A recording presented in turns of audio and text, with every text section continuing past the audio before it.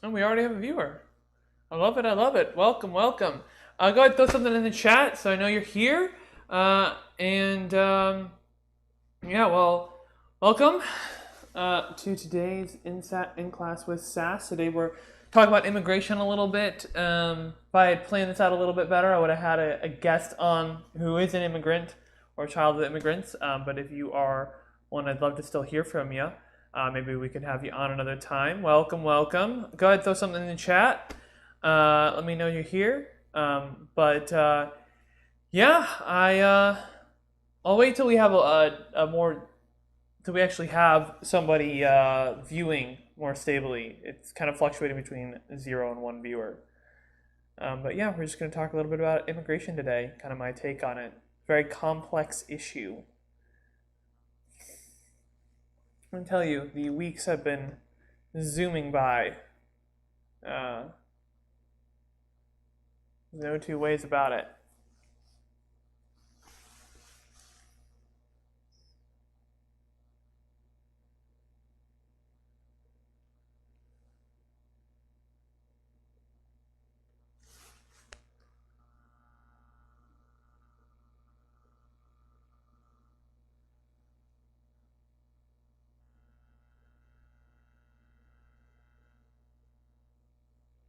Hey there, hello, welcome. Hey, yeah, definitely, it is a complex issue, Siobhan.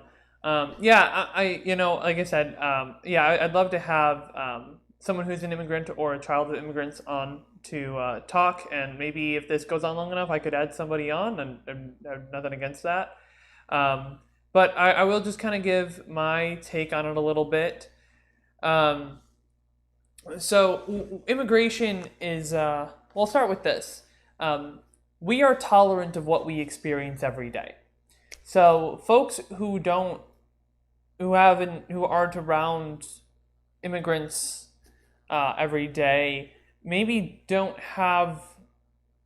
Well, I mean, you wouldn't be tolerant of it because you're not around it every day, and so it's easy to succumb to narratives about things that you haven't personally experienced, regardless of whether those narratives are true or not. And so there are a lot of false narratives around immigration in the U.S. Some of them just straight up don't make sense. For example, this thing of like immigrants are stealing our jobs doesn't make any sense just on the surface of it. Because if you think about it, it's like, well, if you have more people in a place, in an area, in a region, there's going to be more jobs to do, right? Think like the easiest example would be like a Mexican restaurant or a Chinese restaurant, right? Those are restaurants that tend to be opened by immigrants. And those are brand new restaurants in an area, and we need people to staff them. And so it's that's like just a totally false narrative. The loss of jobs is due to outsourcing, but the more fundamental issue is automation. That's the one that's really killing jobs right now. Immigration, other false narratives about immigration, that it's people who are violent or part of drug cartels or whatever. The vast majority, or if you look at, you can look at statistics on violent crime, and you don't see just a major increase, like major spikes coming from immigrants at all. They're in line or below many other demographics.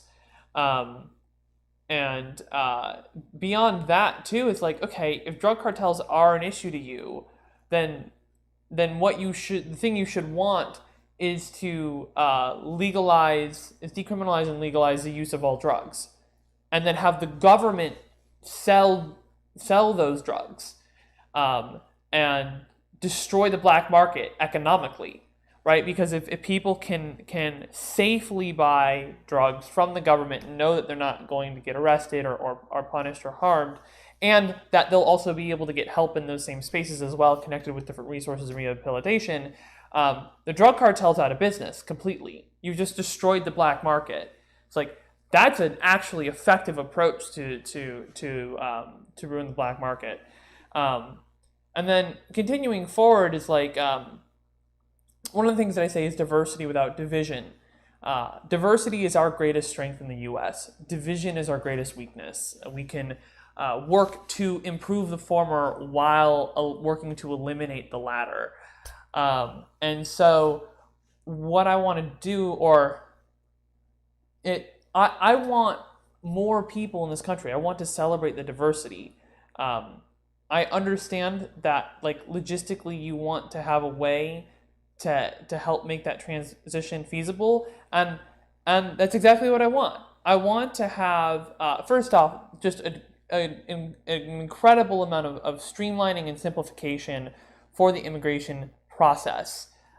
It's just so overly complex. It's so difficult. It takes so long. So many people get denied who should not get denied. And this is everything from refugees to people who just want to move to the U.S.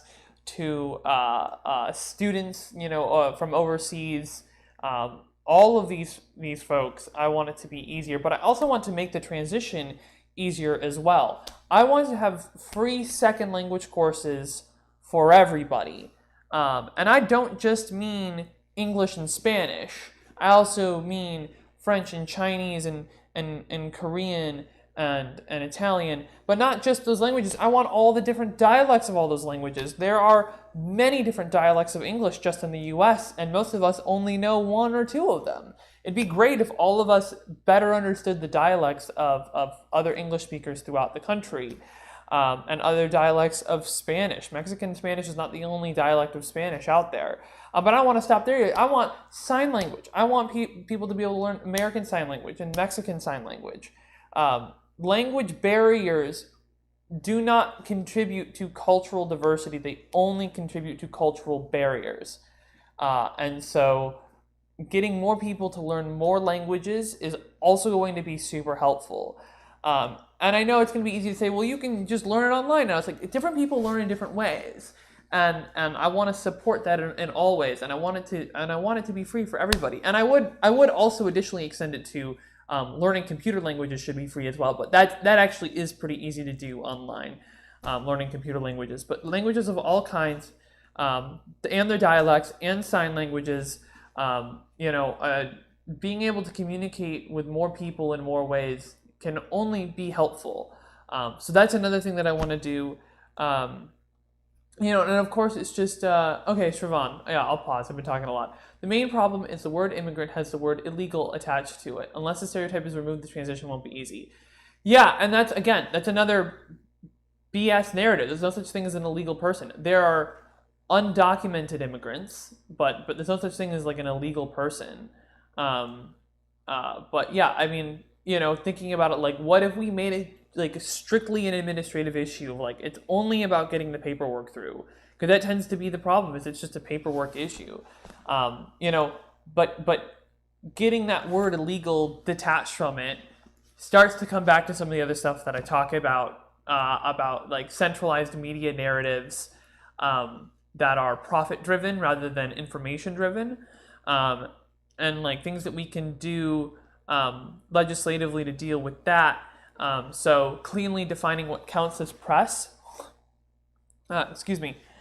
Cleanly defining what counts as press. When I think, I'm absolutely for freedom of speech for the individual. I'm absolutely for freedom of the press. When I think of press, I think of freedom of information, not freedom of misinformation. Now, there's no algorithm for truth, but if we can cleanly define, we can work with journalists and scholars and all, these types of people. We can work to cleanly define what counts as press and what doesn't, and we can split off into categories, and like political commentary and other entertainment will be in its own thing, and like that we can moderate. We've been moderating that forever, right? We used to not allow like cigarette commercials and other adult content on Saturday mornings. That's how we ended up with Saturday morning cartoons. And then we come back around to the press side of things. We can work to decouple press from the profit motive. Again, non-trivial, but one of the things we can do is we can have low conditionality funding for local and investigative and independent journalism. And this has a couple great effects. It gives people more sources that they can trust. It helps people to be more informed about what's happening in their local areas. and it also decentralizes narratives, and it gives people a variety of places to go for their narratives. Moderation is okay, but manipulation is not. Hey, Achromatic, how you doing? Motivation is okay, but manipulation is not. Interesting. I like that phrase. Yeah, and I think that's a good way to frame it. I actually really like that. I like that. Do you mind if I steal that? Do you mind if I use that? Manipulation is okay, or moderation is okay, but manipulation is not. Yeah, because that's what it is when we mix in with all this crazy political commentary with what's supposed to be just informative news. It can turn into manipulation, and especially when you have that profit motive attached. So this is a way to allow moderation without manipulation, and people can decide for themselves what they want to interact with. If they want to, if they want to just watch political commentary and never look at the press, that's their choice. But if they want to just get the facts about current events and the information of the day, then they can see a clear label. This is press. It's stated at the beginning. This is press. The following is press. And then on the other end, we can have certain categories of things where they have to explicitly state this is not press, and they have to have it on the screen. Absolutely, go ahead. I just need to get the word out there. Oh yeah, sweet, awesome, thanks. And the achromatic left. Yeah, so is trying to think what else I was talking about. Yeah, just generally, I just want more. I want more people here. We have a lot of space. We have a lot of resources to go around, and the more people we have, the better it gets. So that's my general attitude. And there was one thing I wanted to address specifically, which is that I've been talking to people about like getting universal basic income is a core pillar of my platform. Oh, sweet. Awesome. But yeah, and one thing I've been talking to people about is getting that to folks who are not citizens, whether they're legal residents, undocumented immigrants, whatever it is. And I've said before, I would love it. Legislatively, it's really, really difficult. Legislatively, it's really, really difficult. But the reason is because you have to have non-humanitarian arguments to get anything through Congress. Yeah, there's obviously a humanitarian argument to get UBI for undocumented immigrants, but there's a non-humanitarian argument that I came up with, which is the primary funding mechanism for the freedom dividend as I've laid it out, which is my version of the UBI. Yes, I stole Andrew Yang's name for it. Is a value-added tax. It's a consumption tax, and everybody pays into that. If you live in the country, then you are because that's all it is. It's undocumented. There's no such thing as a person who is legal or illegal. That doesn't exist. I say undocumented because that's the reality of what it is. If you've come here from another place, then you are an immigrant to this country. You are an emigrant from the other country. Whether or not you have your documentation taken care of, that's the thing that separates documented immigrants from undocumented immigrants, and that's an accurate, clear, and precise wording for what it is. But okay, so because the primary funding mechanism is a consumption tax, they are documented as an illegal immigrant, illegal in the sense of being a person who arrived into the U.S. illegally. No, they're not documented as an illegal immigrant. If they're illegal immigrants, tend to be deported, right? And they're deported when they don't have their documentation. If they were documented as an illegal immigrant, right, then they would have already been deported.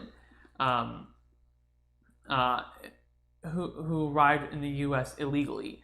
I mean, I guess, but it's not as clear. Undocumented immigrant is, I actually believe it's the technical term too, but here, let me look it up.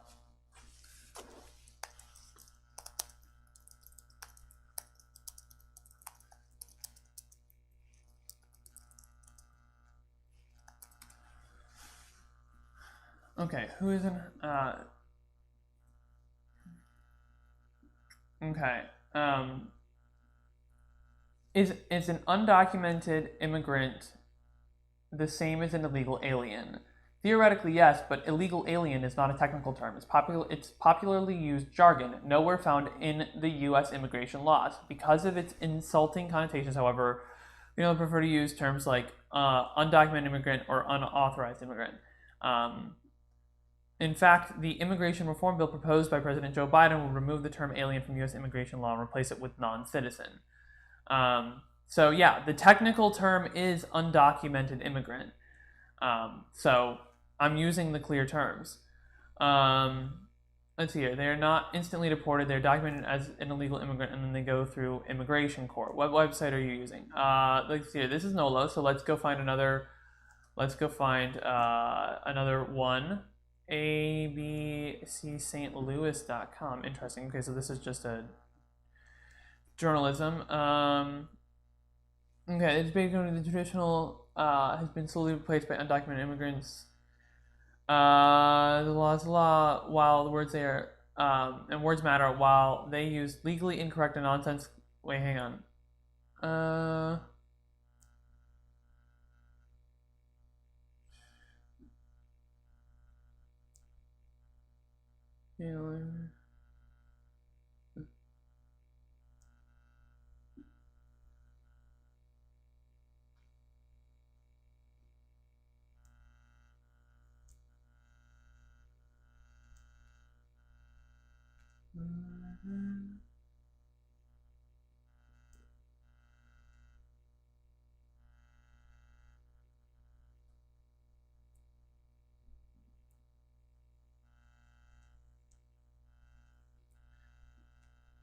Okay, so the IRS uses undocumented alien.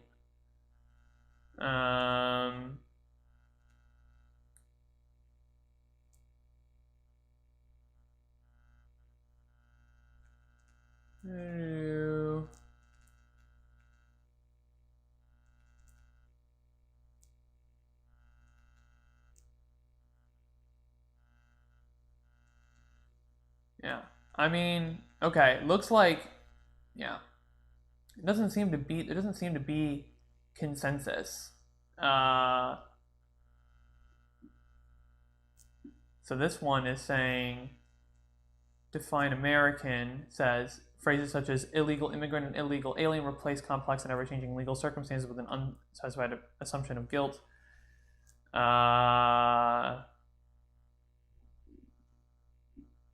The Associated Press no longer sanctions the term illegal immigrant or illegal.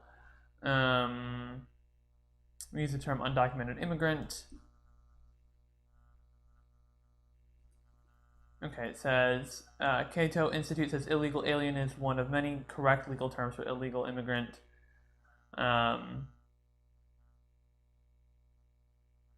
Okay.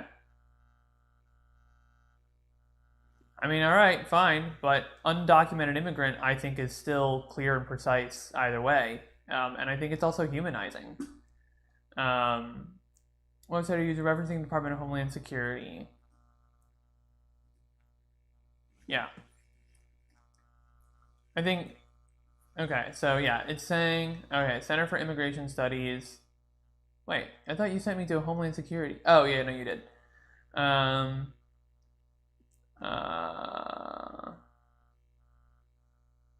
Foreign-born non-citizens who are not legal residents, most unauthorized residents without blah blah arrive legally temporary non-immigrant visa substantially. This particular page doesn't state anything about terminology. It just says illegal immigration. It doesn't say illegal immigrants. It says unauthorized resident immigration population. That's about the closest that I can come to an actual. Oh, it says illegal aliens. Okay, yeah. Yeah, okay. Humanizing subjective. Fair enough. Yeah, that is subjective. I'll give you that. Fine. Okay. So look, but it looks like the term illegal immigrant though is not the one that's used. It's either illegal, depending on what department of the government you're talking to. It's either oh, here we go. I can't move my tabs around. It's either illegal alien or okay, times used in okay, times used in immigration law. Illegal alien number 1, unauthorized alien 21, undocumented alien 81, illegal immigrant 6, undocumented person 2, illegal entrant 2, undocumented migrant 1, illegal migrant 1. Okay, so undocumented, okay, fair enough. So you're correct. Undocumented immigrant is not used in any immigration law. All right, I'll give you that. Illegal alien would be the most correct. Okay, fine.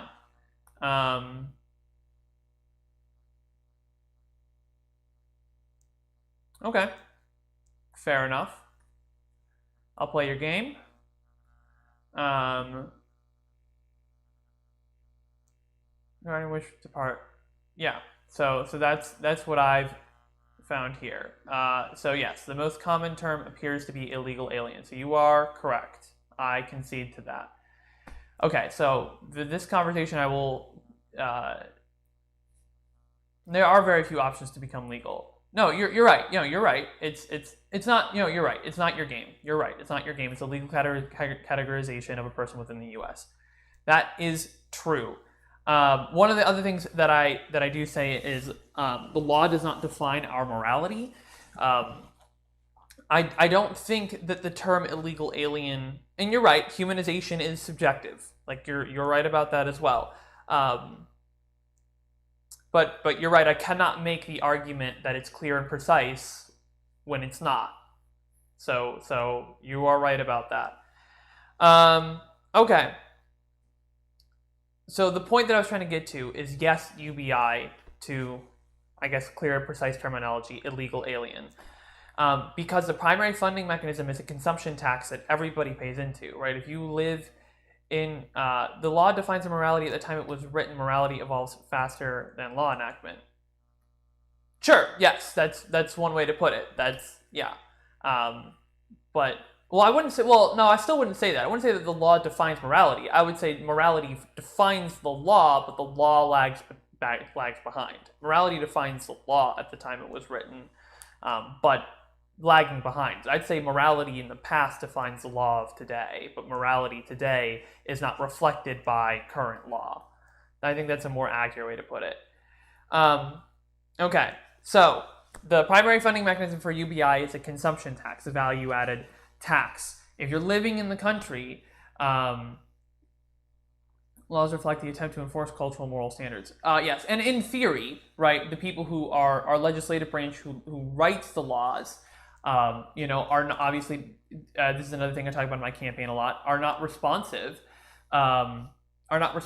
to the wishes of their constituents because the power of the vote is so low, there's no real government accountability, and the power of the dollar is so high in politics. But okay, UBI, primary funding mechanism for UBI is a consumption tax. If you live in the country, you have to buy things to live here. In this country, you need to spend money to live, just about. There are nomads and stuff, but for the most part, if you live in this country, you need to spend money to live. If you are spending money, that means you are paying into the primary funding mechanism for a universal basic income.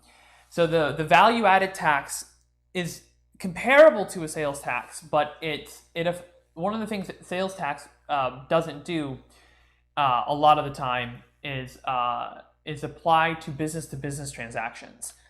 So the value-added tax hits a lot of business transactions that are not being taxed in any capacity. And the biggest hit that we're going to get is going to be on this kind of upper echelon of tech corporations and marketing firms that are just buying and selling information from each other, not actually producing anything, and they're not paying any tax on it, right? How much does Amazon pay in taxes? $0.00. They're not an exception to the rule. And this is where the real money is. People all the time talk about like taxing the billionaires. Well, guess what? The two largest American the combined net the combined market cap of the two largest American corporations is far greater than the combined net worth of the 400 richest American individuals. The real money's with the corporations, and so this value-added tax, this consumption tax that applies to business transactions, is going to take a slice off of every transaction that happens from this upper echelon where the money's locked up, and it's going through the UBI program, bring it down and put it directly into the hands of consumers. And what do consumers do when they have money? They consume, they spend money, and this just creates a cyclical flow of money through the economy, or it's facilitating the cyclical flow of money through the economy. And you can go on my YouTube channel and watch all my clips about UBI. I've talked about this many times before. But because folks who are... Okay, you want me to walk through that again? Okay, so my Freedom Dividend Plan is a universal basic income plan. The primary funding mechanism is a value-added tax, which is a type of consumption tax used in over 150 countries around the world. Why do so many countries use that type of tax? Because it works. Corporations haven't been able to wriggle their way out of them. And so by having this consumption tax on exempt, we would exempt staple goods, crank it up on luxury goods, but ensuring that we have this consumption tax that applies to that applies to business transactions as well, we can get the money that we need to sustainably fund a perpetual universal basic income program. And the biggest hit, the world where the most amount of money is going to come from that program is going to be in this upper echelon of money that's locked up, that's being sucked out from the kind of consumer level. It's what would I tax on Amazon? This is not a corporate tax. What I'm stating is that Amazon has been able to wriggle their way out of all these different corporate taxes for a variety of reasons: loopholes, lobbying from TurboTax and H&R Block and stuff, and the lack of funding to the IRS. The VAT is a transaction tax.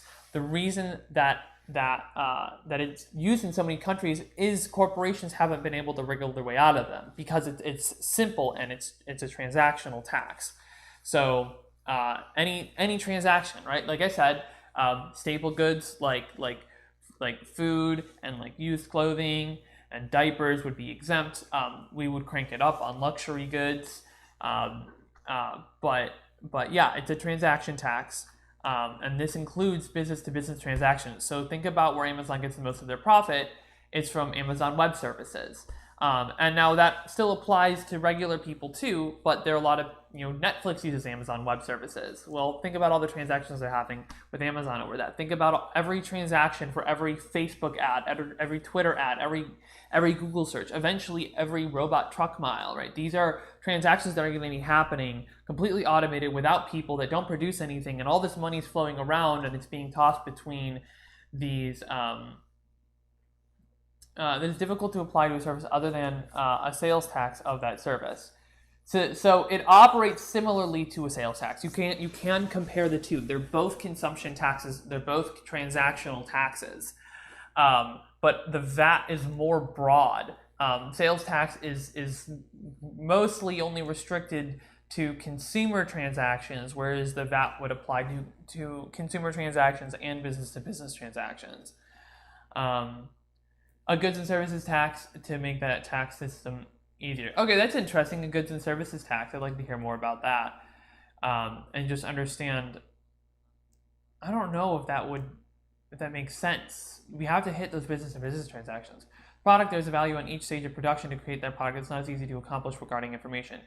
Yeah, I mean, like, supply chains are going to be reworked. Like, there are a variety of different ways. I've definitely talked to some supply chain managers about, like, potentially having a threshold in terms of what the value add is, of having, like, okay, well, if you're only adding 10% value here, maybe don't apply it. Only apply it to things that are, adding 50% or more value. And I think that's workable. Well, I mean, these companies already do that, right? So, like I said, over 150 countries around the world already use a VAT, and there are countries that have these kinds of exceptions and exemptions and thresholds in there. So, many companies, particularly international companies, already have systems for working out what the percentage value add is for each step along the supply chain. And so, I mean, you're getting into like the very specific details of supply chain management. Um, the point that I would make is that it can absolutely be done. Um, well, you can talk about. I mean, who determines the value? Yeah. So like this is more of a workable solution. I don't have the full answer. This was a suggestion by a supply chain manager that I received. I'm not necessarily saying this is exactly what I want to do. I'm just saying that I think this is workable into. Yeah, you're interested in the implementations of the theory. Yeah, and so like I said, like this wasn't part of my original plan. This was a suggestion that I had from somebody. It sounds like something that's workable. I'd want to work with supply chain experts to help to more clearly define the way that this works. So I don't have the full like legislative wording figured out on this yet, because again, I want to work with more people. I want more voices. So like these are like important details, and if you have experience in this space, I'd love to hear it. Yeah. So what was I getting? What was I even talking about? So this value added tax, because it's hitting business to business transactions, is able to get a slice off of a lot of these transactions that are sucking up money from consumers, and they're transactions that aren't producing anything. They're transactions that are really based in a more information based economy rather than like a fiat or product based economy or even services based economy. Really the key there is like we need to get off of fiat, but like that's not going to happen until people are more open to the idea of cryptocurrencies, which won't happen so long as people are struggling for fiat. Like now we're getting super philosophical. I'm providing to illegal aliens. Yeah, through the VAT on tech companies or large service providers like Amazon. I mean, it applies to more than just tech companies and large service providers. I'm just saying that those are the companies that are going to get hit the hardest from it. That's where the biggest bulk of the money is going to come from, if you just break it up into chunks and categorize where the money's coming from. But since you're still paying into it when you're just buying stuff, I think that consumption tax provides an additional argument for why we should provide a universal basic income to illegal aliens. They're easy examples. But it's still, like I said, it's a consumption tax, and it applies to vehicles. There's a humanitarian argument to have a universal unconditional basic income go to illegal aliens, and I'd make that all day long. But talking about getting it through Congress, I think you need to have something additional. Humanitarian arguments don't always work in Congress. And so I do think there's an economic argument there of like, if you're paying into the system, then you should be receiving, that means you're invested in the system, you should be receiving your dividend from that investment. Why should there be a UBI? UBI, there are a lot of reasons. There's so many reasons to have a UBI. Two of my favorite are, one, it guarantees your right to life. And two, it knocks down at least one foundational barrier to every problem we've been failing to solve for the last 40 plus years. UBI, in this country, you need money to live. I'm not saying I like that system, that's just the reality of what it is. And right now we have a long list of these welfare programs that are broken and dehumanizing and bureaucratic and bullshit. And the Achilles heel of all of them is that they are conditional. Because you need money to survive, if you are relying on these programs, then you are also subject to the conditions of those programs. Well, those conditions are synonymous with incentives in that case, because if you don't follow through with those conditions, then you can lose your livelihood, you can be out on the street, you can die. It's a death threat. So the conditions are incentives, and they incentivize people to behave in strange ways, such as unemployment insurance. It's literally paying people to stay unemployed. Why would we do that? So having an unconditional program that guarantees people's right to life is an efficient, simple, easy way to accomplish that goal. And then additionally, when you look at like the foundational issue of like automation, robots, AI, technology, we are in the information age now. We are moving away from this thing where it's like, okay, well, everybody needs to be working, or everybody needs to be performing labor in these kind of narrow fields that nobody wants to do in order for us to have society. But that's not true anymore. We now have a lot of technology that can replace a lot of bullshit work that people do and a lot of meaningless labor that could be done by robots. And so I want to encourage that. I don't want people doing meaningless tasks. I want people to be able to spend more time doing what they choose to do with their time rather than being forced to perform in this narrow subcategory of labor, right? Half the country doesn't work for a wage. That was before the pandemic, but damn near everybody works, right? You know, things like raising children, taking care of elderly or sick family members, volunteering, freelance work, artistry. All of these are important things that people do that contribute to our society, but we don't recognize as work because we don't pay for it. Well, UBI is a way to start paying for it.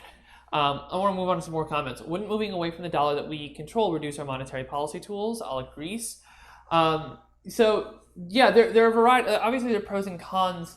Like I said, ultimately, yeah, I want to move away from fiat. I think fiat made sense before the information age because it facilitated the exchange of goods and services, but now it only facilitates inequity. I don't think Bitcoin is the answer. I think Bitcoin tends to carry over a lot of the inequities of fiat, among other problems. But moving toward an information-based economy rather than a monetary-based economy, I think makes more sense. Shravan says, okay, might be a new question, but when we tax the corporations, won't that affect the price of goods or services they and thus end up taxing paying the consumer itself? Yeah, so the question is by how much, right? So think about, you have to remember that like I'm not talking about a VAT on its own. That'd be dumb. That'd be really dumb. It's with a UBI program. So you're getting a check for $1,000, $1,500, $2,000 a month, free and clear. That's not taxed as income. It's just money straight to you every single month. Yes, some products will increase in prices. Staple goods, much less so than luxury goods. Like I said, because staple goods like food and diapers are exempt, so those prices would fluctuate barely at all.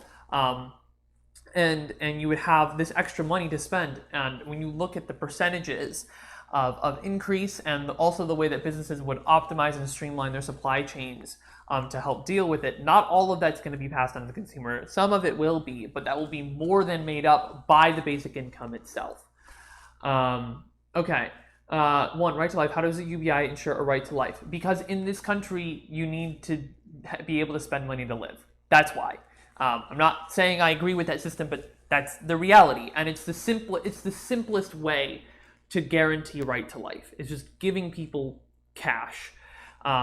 It doesn't solve all of the problems, but you need universal basic services like universal healthcare as well. But it's a simple way to gain a lot of ground on that. It's very simple. Welfare lifestyles exist that exist within the framework of welfare prerequisites. Call them prerequisites. They're also conditional. They're also incentives for people to behave in strange ways. J Miles, sorry, I know this is off topic, but I was wondering if I could link a video. It's a dude doing a pretty great Ben Shapiro impression. Pretty funny. I mean, you're free to link the video. I don't have my audio set up right now to stream from my computer. I don't have my audio thing turned on. Maybe I can make it work. Sometimes it breaks. Would it be easier to give people the goods/services that ensure life? No, it would not be. I want to do that too.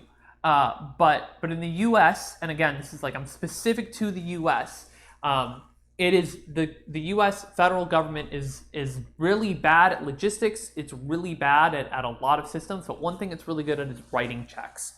And plus, the American people have lost trust and faith in the federal government, and as well as state governments and stuff too. But federal government certainly.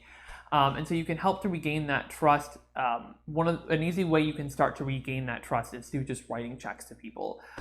It's just like in the U.S., if you have money, you're able to buy housing, you're able to buy food. Healthcare is still a nightmare in this country, but it can go a long way. You want to give people the goods and services to ensure life as well as UBI on top of those goods and services. UBI first. UBI first. It's the most important thing. And then on top of that, I want to continue and get into UBI service and universal basic services. So universal basic income and universal basic services have a multiplying effect. If you get both in place, they start to have a sort of a feedback loop type of thing. You start to see massive positive change. But UBI first, and then improve goods and services. And I'm really talking about staple goods and services. But having a baseline to ensure that your basic needs are met can pull a lot of people out of poverty, and the key component of poverty is scarcity mentality, right? It's the way that your brain works. When you're in survival mode, you're not productive. You're not able to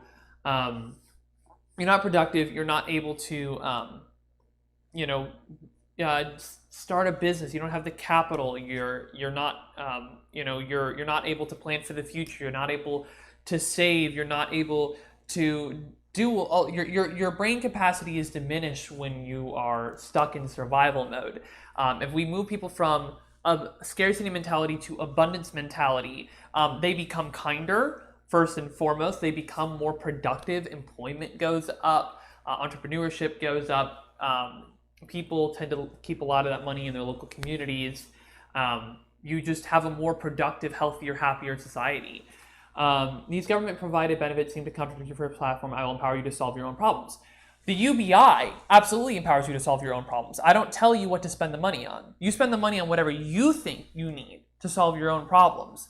Universal basic services, I think, is a helpful addition, but universal basic income first, empowering people to solve their own problems. Hey, the one who walks through fire. I will check out that YouTube link in a sec. I think that our current welfare state that tries to tell people how to spend their money and what they have to do in order to get it, I don't think that's empowering. I think empowering is saying, here's some money, go figure it out on your own, instead of having all these government policies that tell people how to behave and what to do and how to act and what the solutions to all of their problems are. When was the last time a government official swooped down from Washington, D.C. and solved all your problems for you? Never. I'm not going to do that either. If I just write you a check, I haven't solved any of your problems. All I've done is just give you money. Now you have to go solve your own problems. So UBI is an opt-in program. The Freedom Dividend that I've proposed is an opt-in program. In order to get your Freedom Dividend, in order to opt into it, you have to give up federal government assistance programs, or I should say, federal government assistance programs that are not based on what's the word? I'm trying to remember it. The Freedom Dividend that I'm proposing is $2,000 a month. That's for two reasons. One, Andrew Yang proposed $1,000 a month, and I think that made a lot of sense in 2019. 2019 was like 50 years ago. We are entering a post-COVID world, and I think that it needs to be more than $1,000 a month. The other reason too is we live in the real world. We don't get everything that we ask for. If it comes at if on the floor it gets to $1,800 a month for a vote and it's unconditional, you bet your ass I'm going to vote for it. Absolutely, $1,800 a month would be amazing. So those are the two reasons that I'm fighting for $2,000 a month. I know you said you're going to be right back, so let me just check out this YouTube link real quick. Let me just see what it is.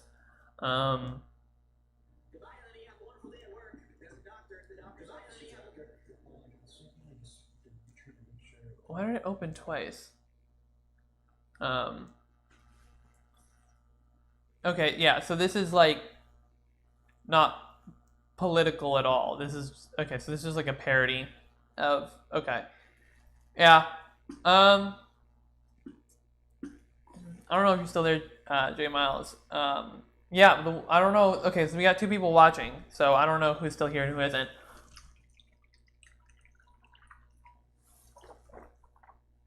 Man, I've been like yelling Ah, my room is very echoey. It's very echoey. It's all tile and flat walls, and it's like I just tend to amplify my own voice. I'm like trying to yell over myself.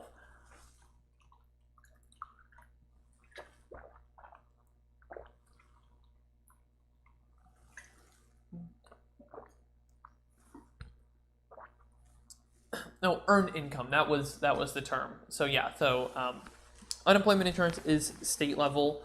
Um, so wouldn't affect anything at the state level. No Medicaid or anything. Although I do think unemployment insurance is a fundamentally flawed program because you're paying people to stay unemployed. Um, but yeah, so it doesn't touch Social Security retirement benefits because those are earned income. It doesn't touch Social Security disability income because that's based off of earned work credits, which is the whole system is broken there anyway. But it doesn't touch veterans disability because, in my opinion, that's also earned income. We're paying you back for the price you paid. Um, and then rental assistance, like housing assistance, federal housing assistance, it doesn't touch either. But other than that, if you want the freedom dividend, you have to opt out. If you want to opt into it, you have to opt out of your other federal welfare programs. Um, so simplifying and streamlining of it, absolutely, they would still exist. If you want to keep the old bureaucratic bullshit, that's fine. But if you want something streamlined, if you want something guaranteed every month as an adult, I would recommend the freedom dividend. Okay. I'll hang on a little bit longer because the achromatic, we've been having a good conversation, and he said he'll be right back. I'm gonna get a snack. Let me mute myself because my microphone's gonna be not good. Um,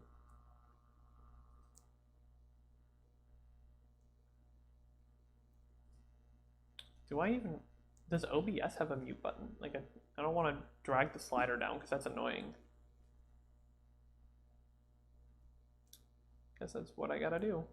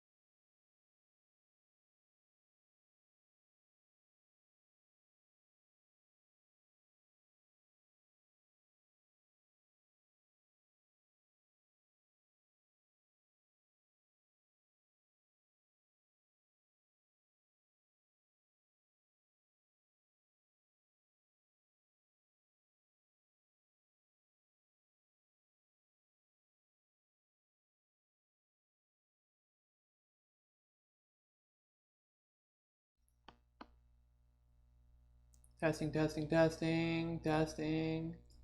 Boom. All right, let's take a look at these comments. All right, Achromatic is back. All right, Siobhan, UBI is definitely a fascinating concept. Giving away money would go opposite for many people rather than they investing in their welfare. At most, people prefer spoon-fed decision for them. I feel it will be better to provide them with the opportunities they are good at. Well, but what opportunities are they good at? Right? Like, we've seen job training programs don't work, right?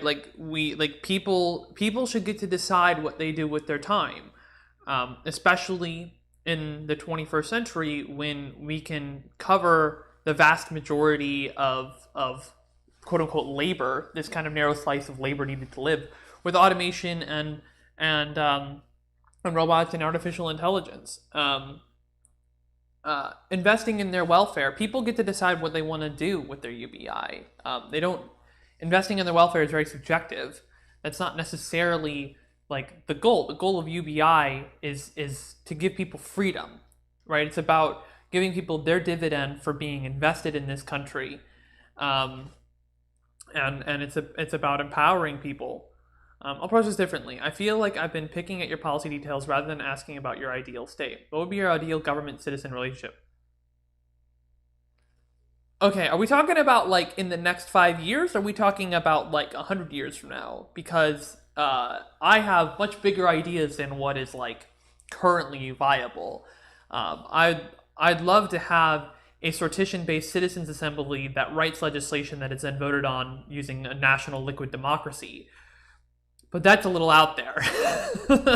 Like replace Congress altogether, completely restructure the legislative branch. But my ideal government-citizen relationship, this is actually a good way to frame it. This actually goes back to the way I categorize this is government accountability. And it's citizen-led government accountability. So one thing I want to do, let me calm down a little bit. One thing I want to do is understanding your end state gives insight as to what you're operating towards and to which direction you're influencing the government/society. Yeah. So one of the things I want to do in the near term, when I'm elected to office, is hire a tech firm to build basically a type of public forum.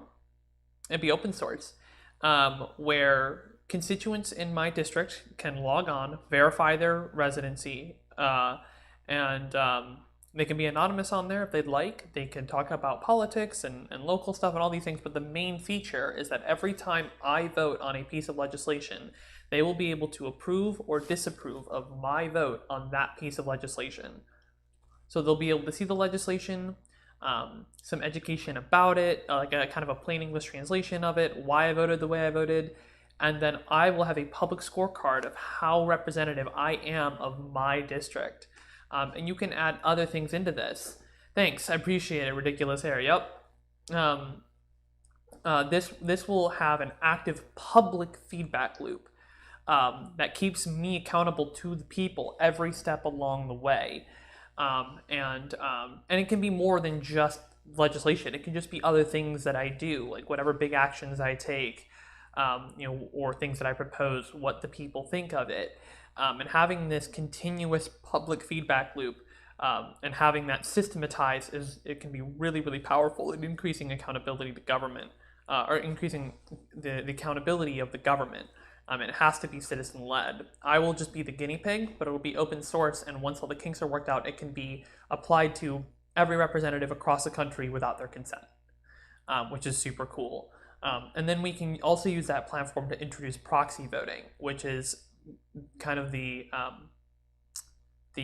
gateway drug to liquid democracy. And once we have and eventually we'll be at a point where most representatives are just doing whatever their constituents tell them through this liquid democracy platform, and then that leaves the ability to open up for constitutional amendments to replace Congress with a sortition-based citizens assembly.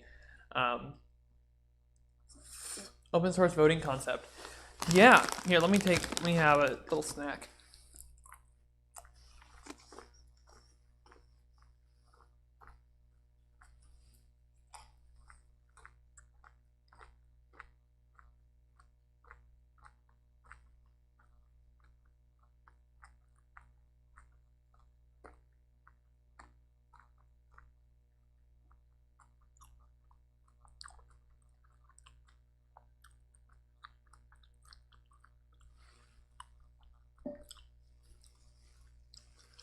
Yeah. I feel like I've said a lot. Okay, let me see if I understand you correctly. Okay.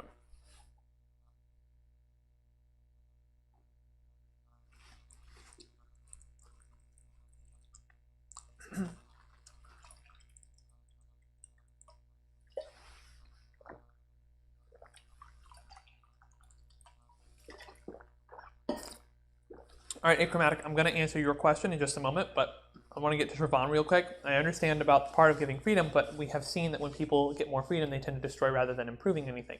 That's because people are in scarcity mindset. If people are in abundance mindset, then their actions shift.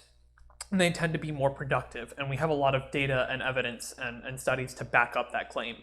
Um, whether it's UBI trials around the world or just happiness percentages and how they correlate to health and cause like health and happiness and how it all feedback loops. So getting people from scarcity mentality to abundance mentality addresses that problem.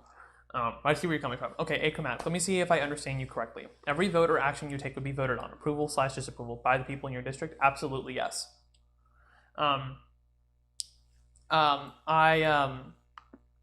For my district, I would try to set up a system where, in addition to just the online platform, I would also get people who are offline connected as well, where basically it would send out packets to people in the mail, and that has updates on like everything in the last week or month or whatever, last 2 weeks, of like all the stuff I've done, some of the discourse on it, and then you can fill out a little form or whatever saying whether you approve or disapprove of whatever things, and your comments on all of it, and then they can mail it back and we can add it into the online platform and we can have its own section and also build it in both. But that's expensive. That costs a lot more money. I don't imagine a lot of representatives would continue doing that. But it's a thing that I would do. If you voted in favor of a bill but your district disapproved of it, would you rescind your vote? Potentially, yeah. You know,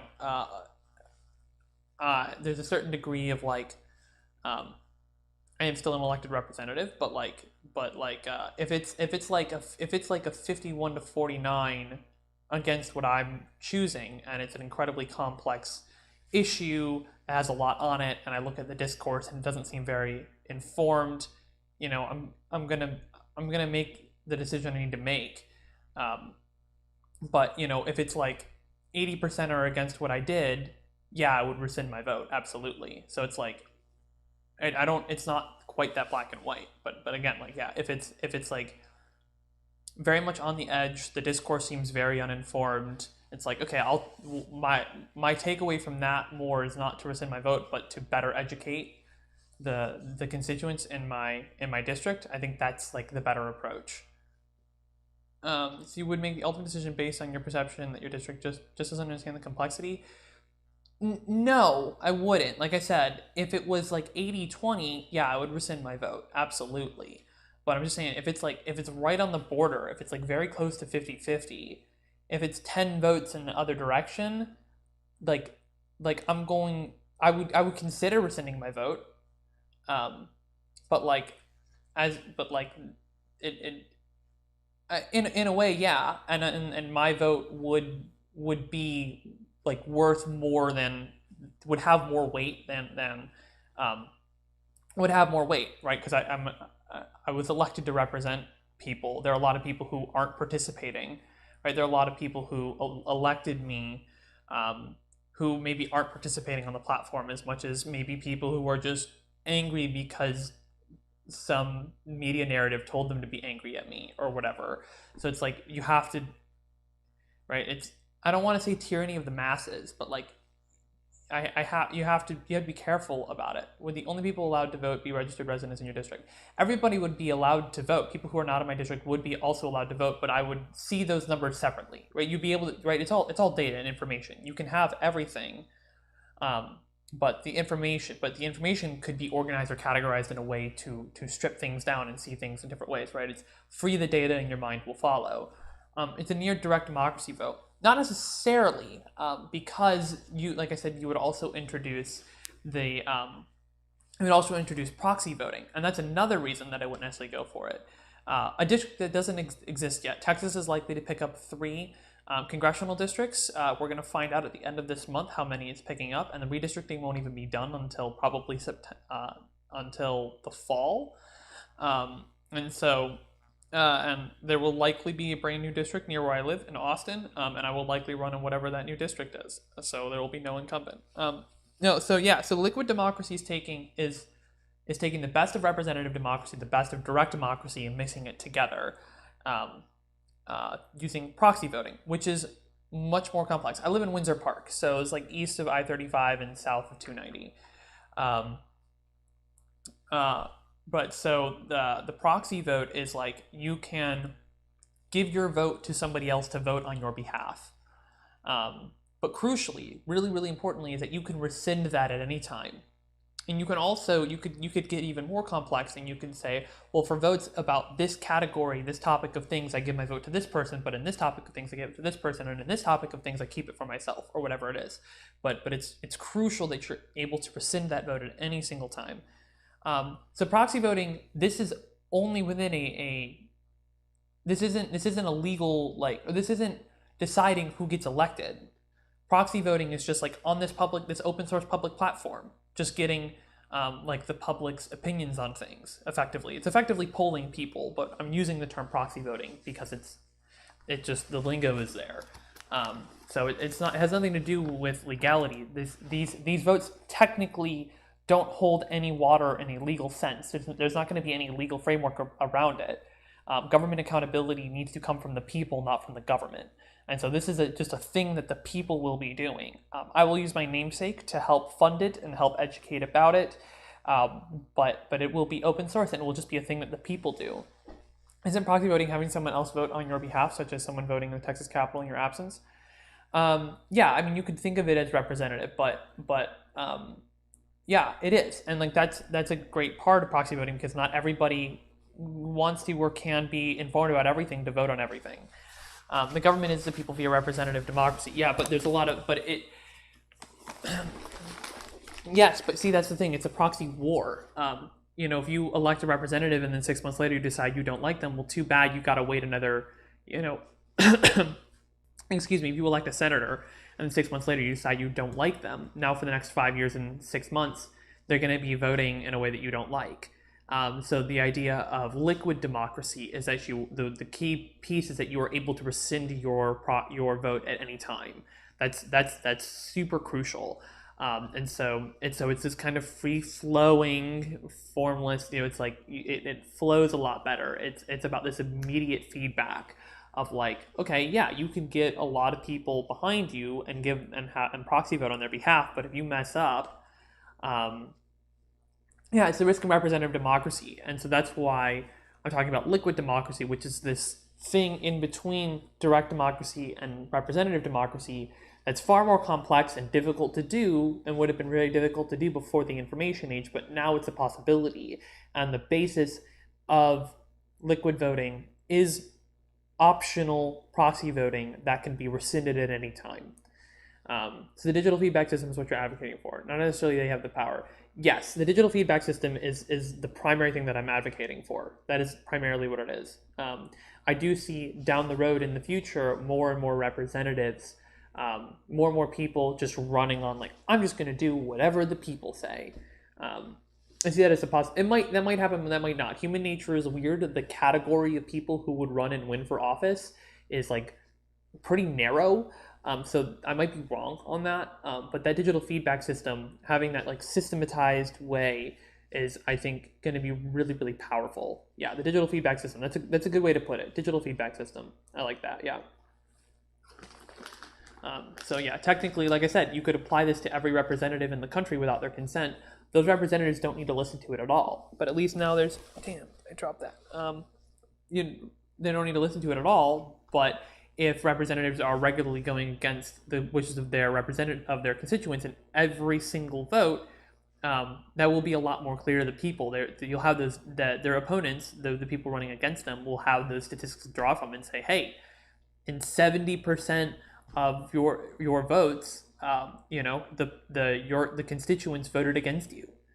So people believe that representatives should only vote what the majority wants. And that's a reasonable belief. They need to listen to it if they want to be reelected.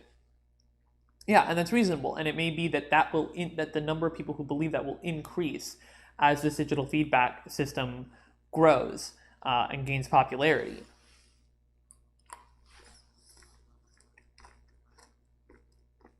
The problem is re-elections only happen every 2 or 4 or 6 years, so this provides immediate feedback. And plus, it also gets into the problem of our voting system. Our current choose one winner take all voting system is a piece of junk. It's trash. It is directly led to this do nothing establishment duopoly. I advocate for star voting and approval voting, and those are great ways to increase the power of the vote. I drove down.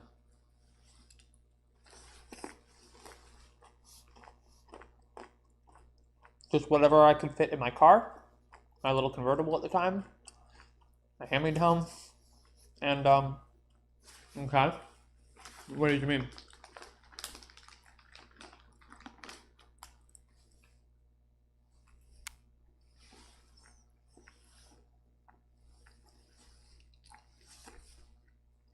Oh, I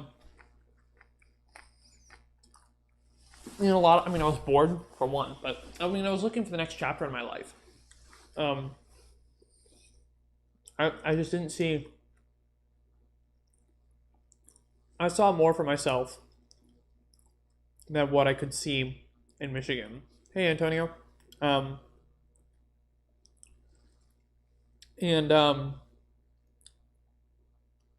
Austin, Texas, like, it just seemed like the right place. I just packed up and moved down. Been here for a while. And then the pandemic started, and I got laid off from.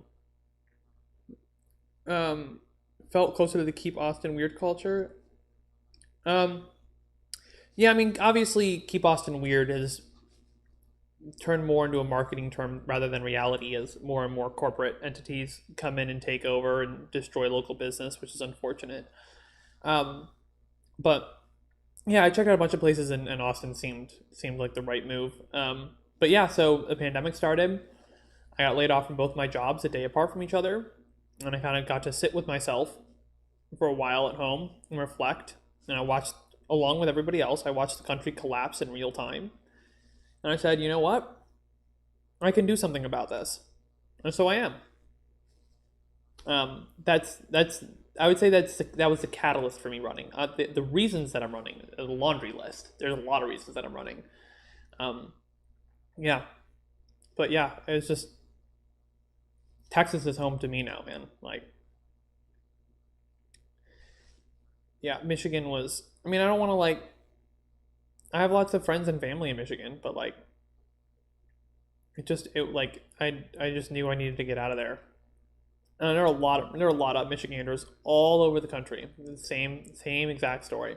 I've met multiple Michiganders, and it's a beautiful state. There are absolutely things to love about Michigan, depending on the type of person you are. People who live in Michigan and love it for all the things that it's great for, but there are people who just aren't compatible with that state. I've met many of them. My stylist is from Michigan. I'm actually gonna go see her at the end of the month. Get more. Michigan doesn't have HEB. It has Kroger, which is starting to go pretty corporate now. It's really taking over. One of the things that Kroger has that HEB doesn't is an app to just scan items on your phone and just pay for them. You don't have to. So you can just walk in with your reusable bag, buy a couple things, scan them with your phone, and then just walk out of the store. But HEB's great too, though. I like that HEB actually takes care of their employees really well. I just, the vibe is different. I like HEB. HEB's great. And the way it supports local farmers and stuff too. That's why it hasn't expanded into northern Texas, because they just can't get the contracts. It's that Combo Loco deal. Wait, what are you talking about? Combo Loco deal? Tell me more about the Combo Loco deal. I've not heard of this. Third best Midwestern state. Interesting. God, it just depends on the kind of Minnesota and Wisconsin. Okay.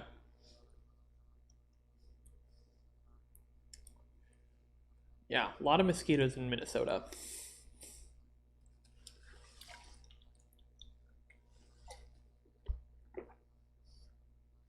You got to tell me about this Combo Loco deal. I don't think I've heard of this.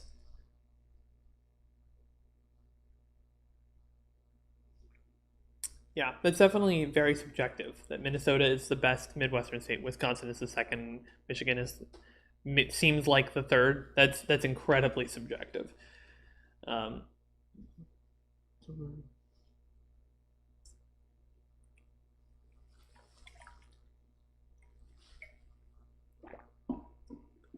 Going to HEBs, they always have yellow coupons. Other pair of say, oh, okay, beans, cheese, chips. They said build an HEB nacho meal. Oh, oh, you're a Yankee. Okay, all right, yeah, New Yorker. Um, I mean, aren't we all biased, right? Best state, Massachusetts, obviously. Worst state, New England, is the sixth best state. Um,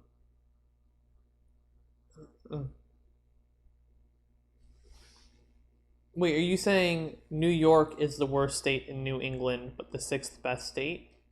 Does does New York even count as part of New England? I guess. No, fine. Uh, no, I'm getting a received 100 messages today with restream chat. Does that show up in the stream? Let me see here. Yankees are New Englanders. Oh, maybe I don't know what I'm talking about. I'm so sorry. I apologize. I didn't mean to offend you. I think of just when I hear Yankee, I just think of the New York Yankees. Um, yeah, I have a friend. I have a couple friends in Massachusetts. Actually, I gained over the last year. Um, he said he's or no, I'm thinking of Connecticut. Well, I have friends in Massachusetts too, but in Connecticut is the worst one in New England. Yeah, my friends in Connecticut don't really have a lot of great Yankees in general represent the Union states. That makes a lot of sense, actually. No, in Connecticut, he said that they call themselves nutmeggers. That one's a that was a hard one to wrap my brain around. Nutmeggers. Um, only during the war. Interesting. Oh, we got a fight breaking out. Oh boy, this is interesting. We are so off topic. I started today talking about immigration. How long have we been at this? We've been at this for over an hour. I want to see you guys fight about the definition of the word Yankee. Yankee really means New Englander, specifically the old stock ones. Yeah, but it's still used colloquially. It doesn't have the same us versus them connotation.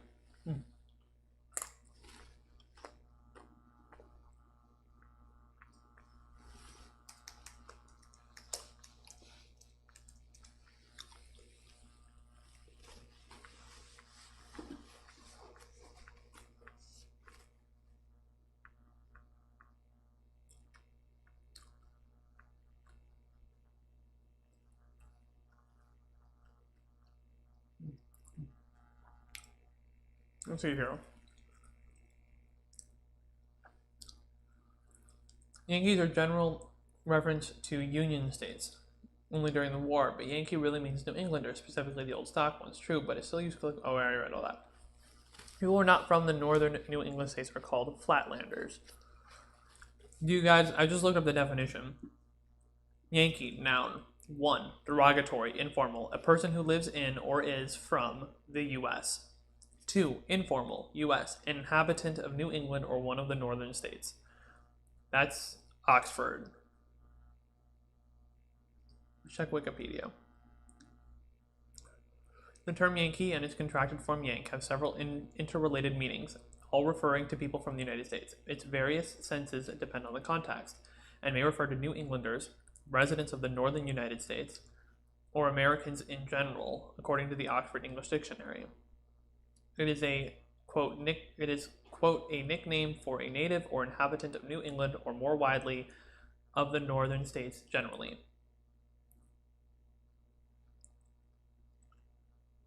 Let's look at Merriam-Webster.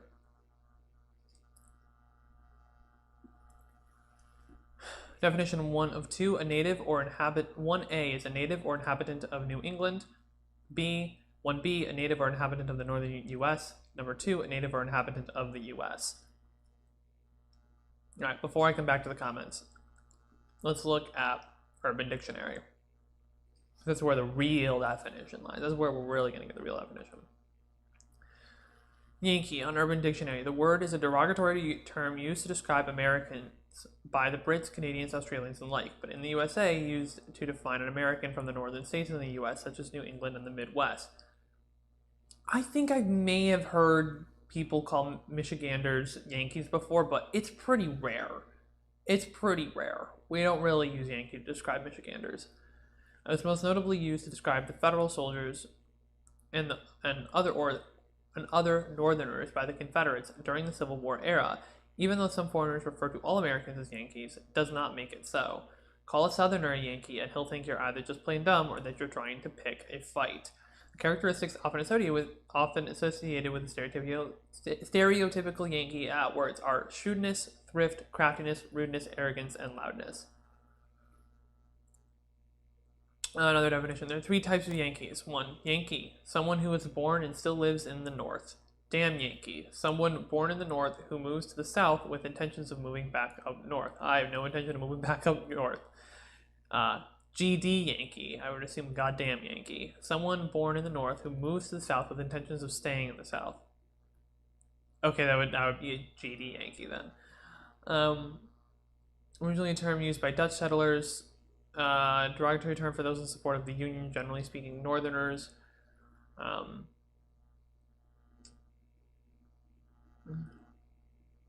A Japanese juvenile delinquent, usually with bleached hair and part of a youth gang.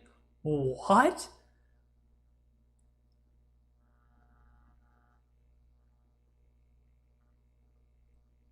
Northerners and Midwesterners get called Yankees a lot by many Southerners. Okay, let's check out these comments. Oh boy, we got a bunch. All right.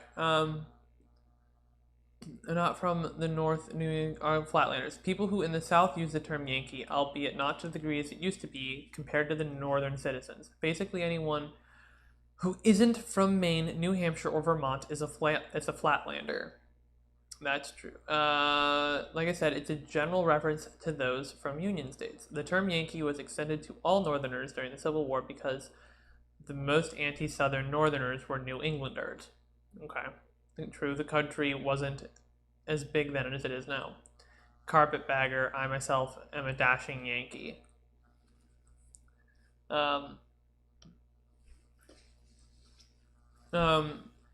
Yeah, I mean, like, a dashing Yankee.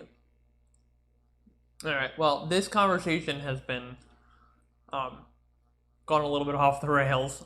I might decide to end it here. This has been a long stream. Let's go back to your stance on immigration. Do you believe borders should exist? For now, yeah. I do think someday we will have a world without borders, but that's a while away. We're not ready for it. If that happened tomorrow, that would cause a lot of problems. But for now, yeah, I think borders should exist. I think borders are helpful because the inequities and disparities between different nations throughout the world are still so extreme that if you just open up all the borders, that would lead to a lot of problems in terms of nations taking advantage of like what would now be wealthier nations taking more advantage, particularly corporations and wealthier nations taking advantage of people in much more disparate parts of the world. Of course, that still happens, but I think if you open borders, it would become much. I think it would become much worse. Should there be a system that categorizes those who immigrate legally versus illegally?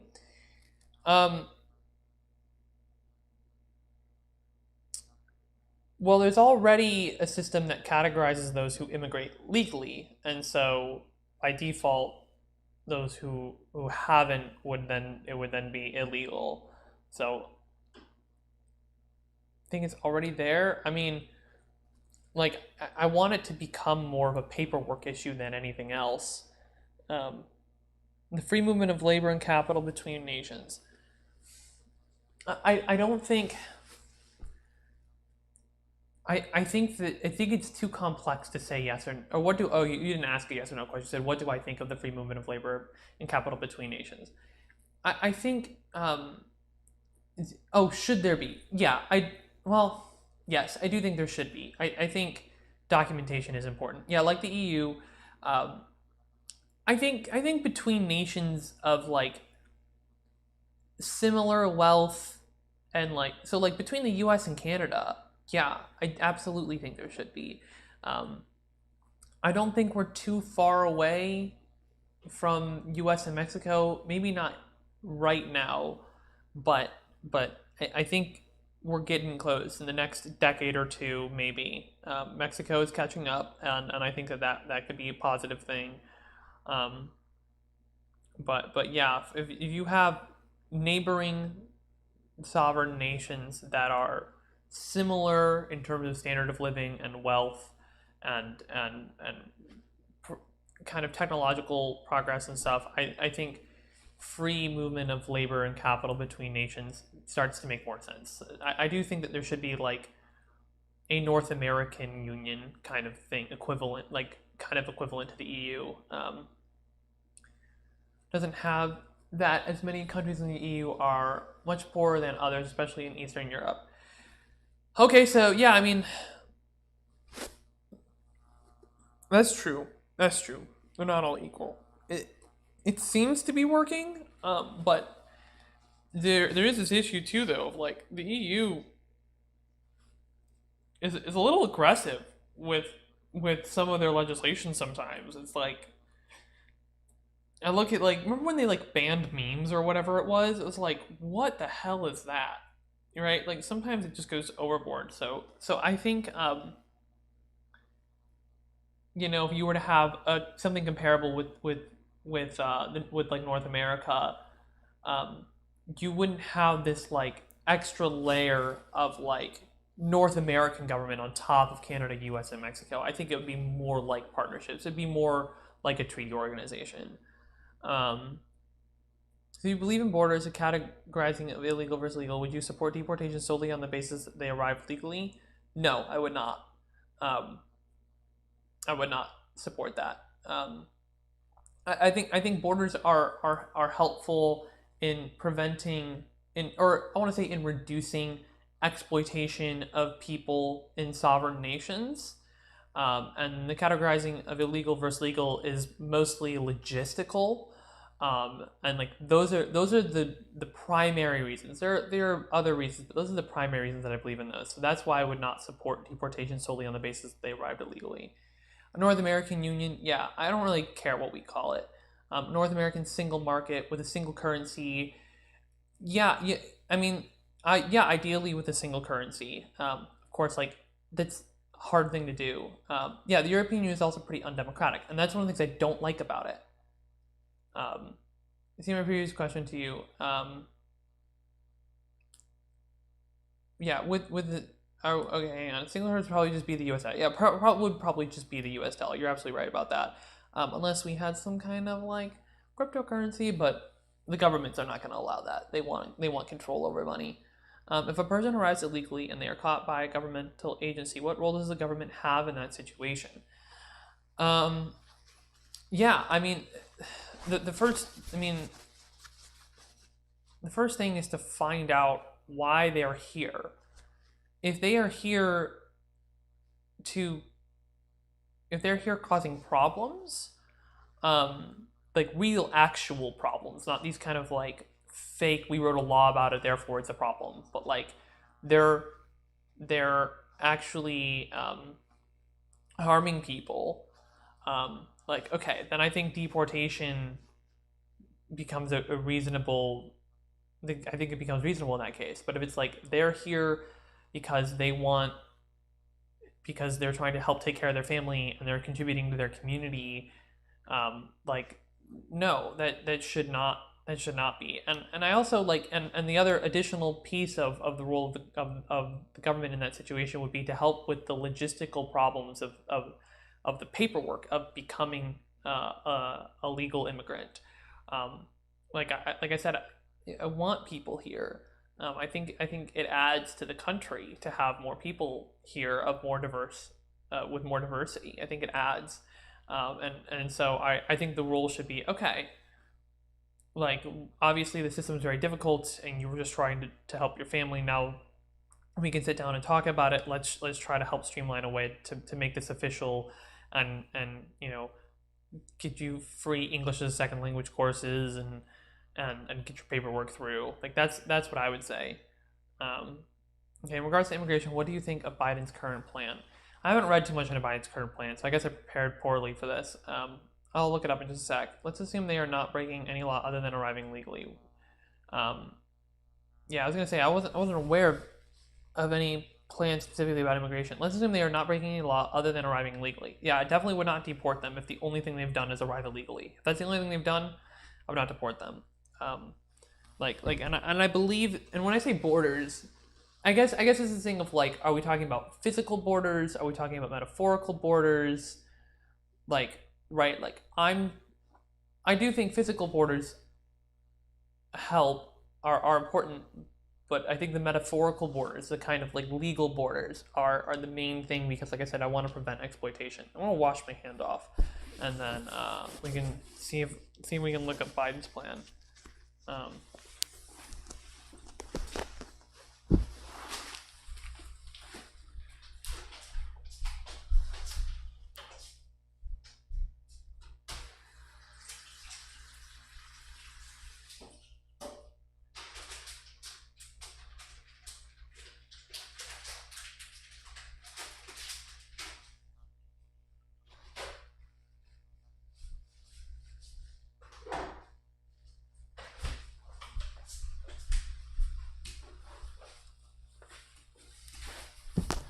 Again, if a person arrives illegally and they are caught and are found to have committed now crimes, what role does the government have? Depends on the crime.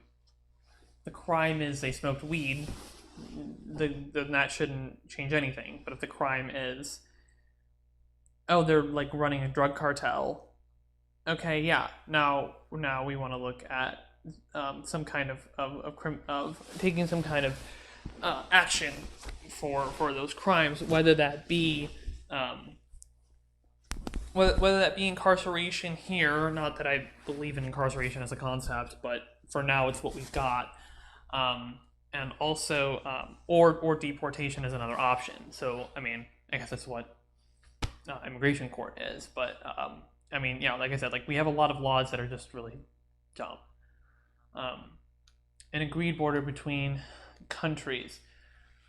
Yeah. Proposals to change our immigration to what? Oh, you're talking about Biden. Isn't he no longer denying green cards to people who would require state assistance, specifically Medicaid? Oh, I think I did see that. Let me look that up.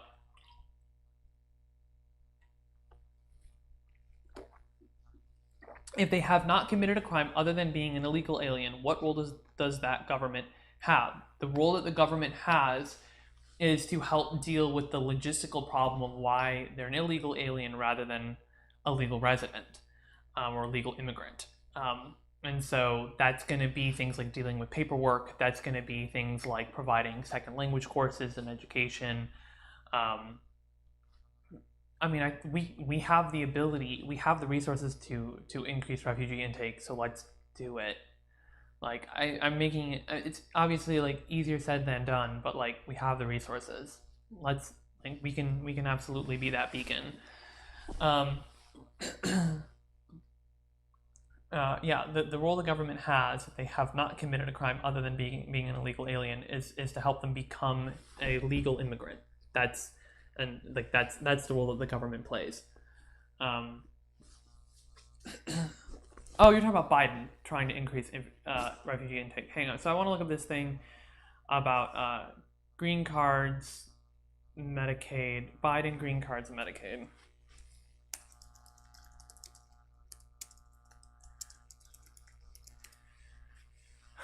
Um,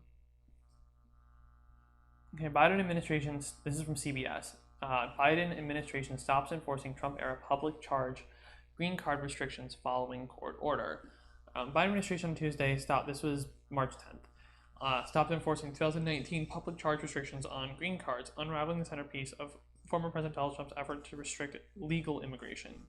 Homeland Security Alejandro Mayorkas said his department had halted the implementation of 2019 public charge following regulation reinstatement of the federal court order blocking Trump-era policy. Earlier on Tuesday, the Justice Department notified courts across the country, including the Supreme Court, that would no longer defend the Trump administration's public charge regulation.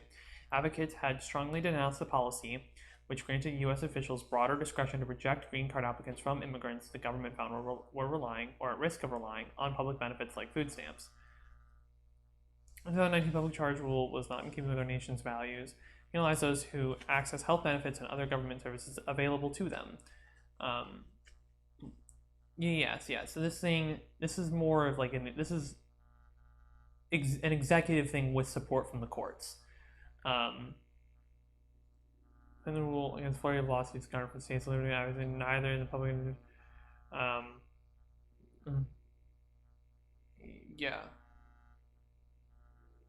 Yeah. I generally agree with this.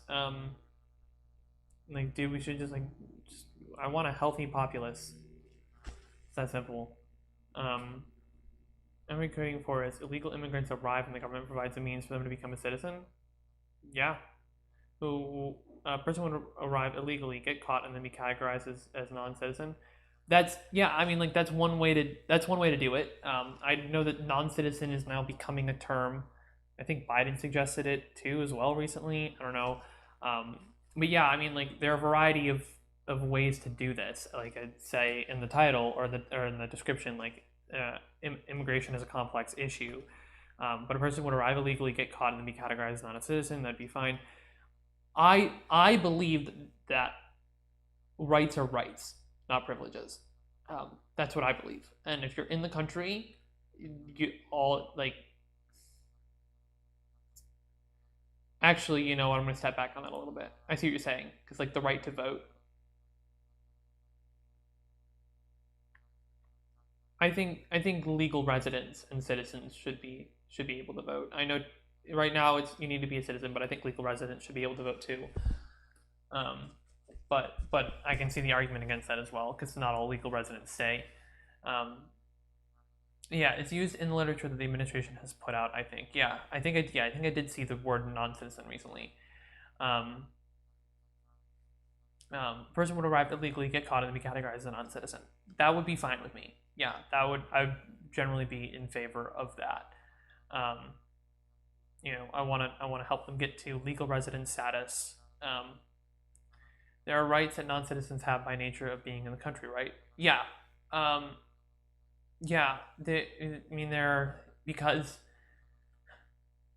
being an incorporator, yeah. And it's weird, the right to a trial. Yeah, speech is one, absolutely. Would the population of non-citizens be accounted for in proportioning representation in Congress? I think so, yes. Biden actually signed an executive order to count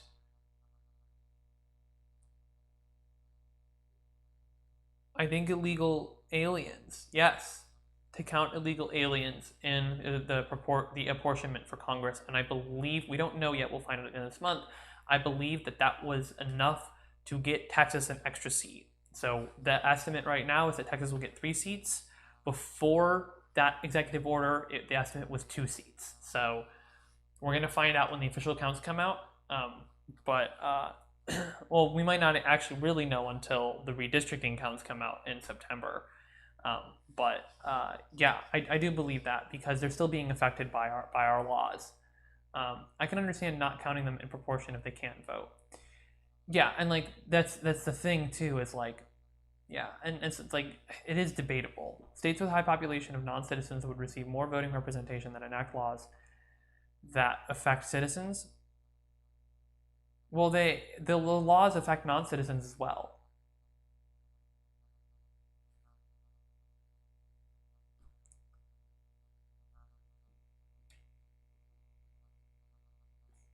right? I mean, like, laws affect both citizens and non-citizens. Because now they are being added to the state's benefit, but not being allowed to participate. Yeah, there's another way of looking at it too. Like I said, I do think we should extend voting rights to legal residents. They would affect non-citizens to the same degree as citizens. Congress enacts laws that pertain to citizens. Or they would not affect non-citizens to the same degree as citizens.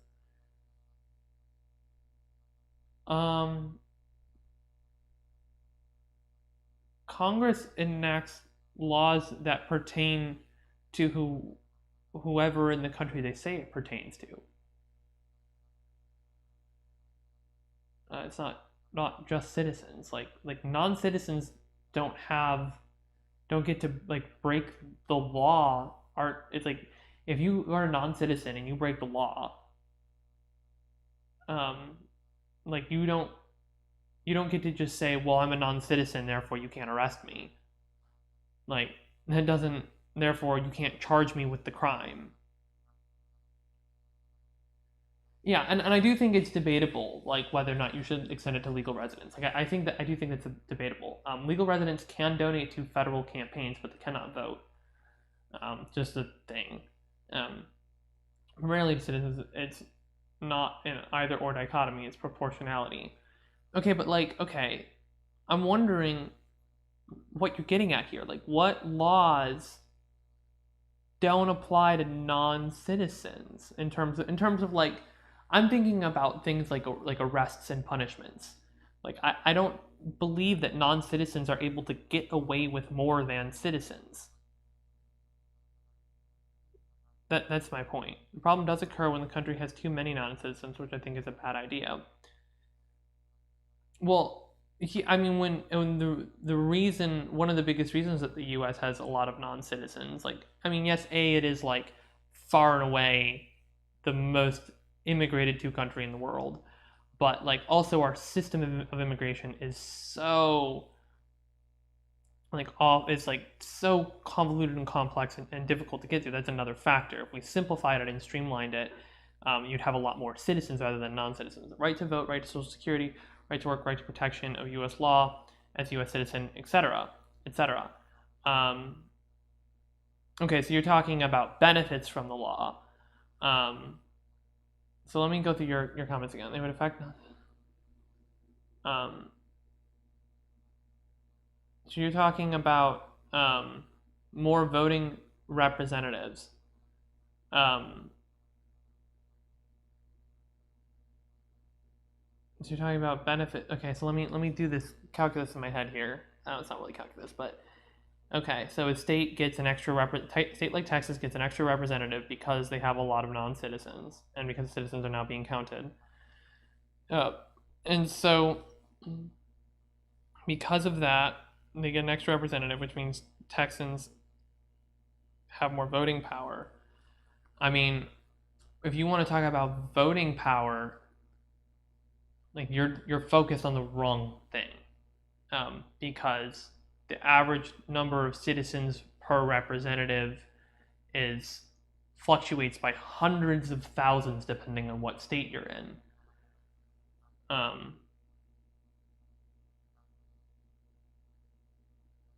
Electoral college power, it's true, which is also completely broken. The only states that have any real power in the electoral college are the swing states, whatever states happen to be swing states. Yeah, but I mean, again, like you're talking about who they get to benefit. It's like, okay, so you're saying, but it's like you're still saying it's like, okay, so ease up on the, like I'm trying to like come to the conclusion of like what would this actually lead to? To alter representation unless you limit movement of non-citizens. I wouldn't limit movement of non-citizens between states. That doesn't make any sense. New Hampshire don't have power. Yeah, and right now, California and Texas don't either. California goes deep blue for presidential elections. Texas goes deep red. No matter how much people tell you that it's purple, it's going deep red. Um, um, I'm wondering. Hang on. I'm wondering. I'm just trying to find like the actual conclusion to the thing that you're talking about. It's like, okay, what would that cause if a state with a high with high representation and a high number of non-citizens, or high representation because they have a high number of non-citizens, then the laws would potentially, but those representatives are not voted on by the non-citizens. You're giving more power to those states. Yes, I guess, but I mean, again, it's like if you want to talk about voting power, let's look at the fact that like the House of Representatives only has 435 members when it really should have like 300, when it should really have like over 3,000, right? Like let's look at like the first past the post voting system that destroys all of the mechanics of voting and makes our representative democracy completely unrepresentative. Like there are way bigger things that make a way bigger difference.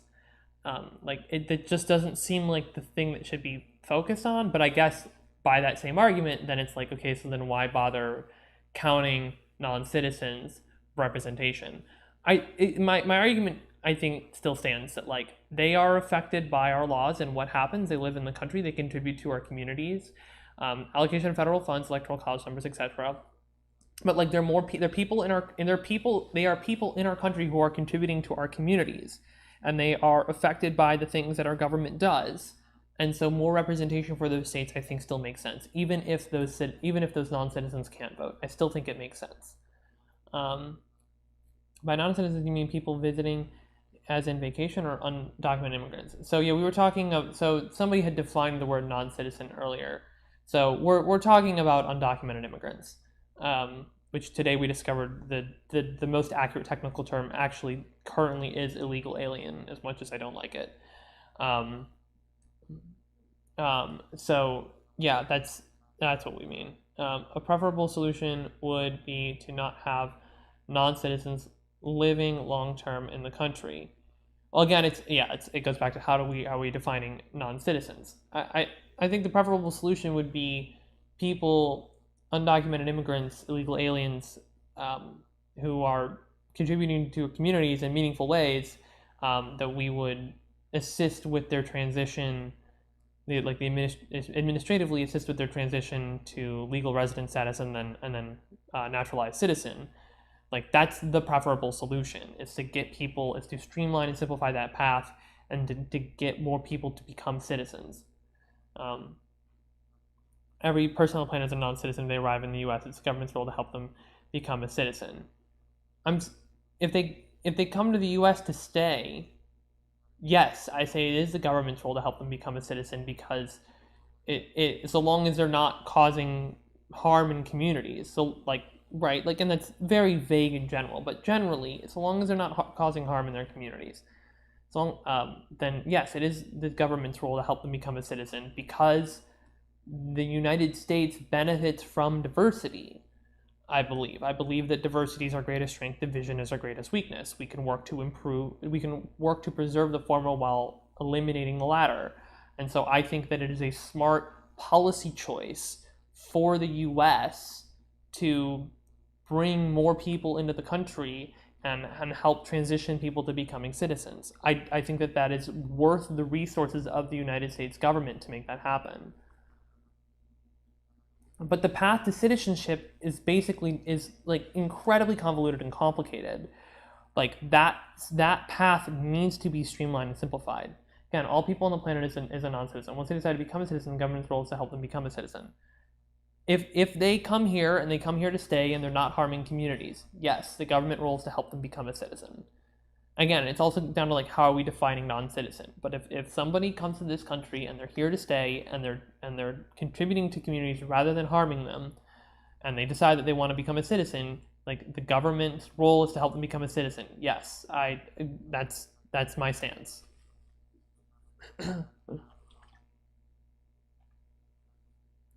It's not about them being owed citizenship. I'm talking about a smart policy choice for the United States.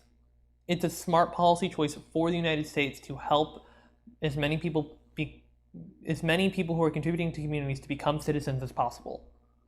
I think that is a smart policy choice for the United States. Grow our economy, grow our communities, help our people, increase our diversity. I think that's a smart policy choice. You're saying that there isn't a status of illegal immigrant, it's a status of non-citizen. I'm not worried about the lingo. I don't care. Like, it's like, whatever, pick your words. Like, I mean, like, I have ones I prefer, but like, that's less of a concern to me. Like, it's status of non-citizen. Somebody else has suggested that. I don't care. If you want to call them a legal immigrant, fine. If they arrive illegally, they shouldn't be deported. They should start the process of citizenship.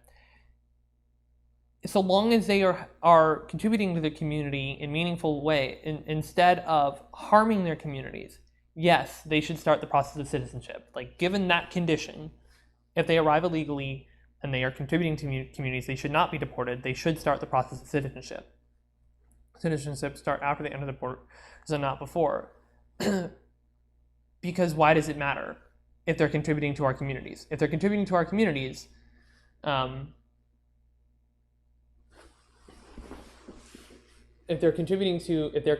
and he's right. That's not his stance. That's my stance. If these folks are contributing to our communities, then it shouldn't matter whether they started it before or after. Like, before is preferable, but if it's like, sometimes like the logistics are difficult. Our pathway to citizenship is a pain in the ass. We have quotas. Like, we have all sorts of roadblocks and barriers in the way. But I want more people who are contributing to our communities. That makes sense. It just makes the sense that does. Like, I want people who are contributing to our communities in this country. That sounds like a good thing to have in the country. I don't think you can deny that. And like, whether the paperwork got started on time or was started late, I think is less important than like what people are actually doing in the world. If they come here and they're contributing to our communities, I think that is reason to help them become a citizen. If a person arrives at the border and caught attempting to enter illegally, or they didn't enter illegally, should they start the process of citizenship? If they would like to go through the process of citizenship, yes, and I believe that the U.S. government should help them with that process in a more streamlined, simplified way than currently. We have roadblocks for reasons specifically, so we only get citizens who would contribute. So I'm saying, right, okay, so let's address this. That the roadblocks that we have are not effective at categorizing, are not effective at making that distinction. That the roadblocks that we have are like, there are better ways to make that distinction. And that generally it's too limiting. The roadblocks are not what they need to be. So things like immigration court and stuff, but that they need to be adjusted, and the laws around it.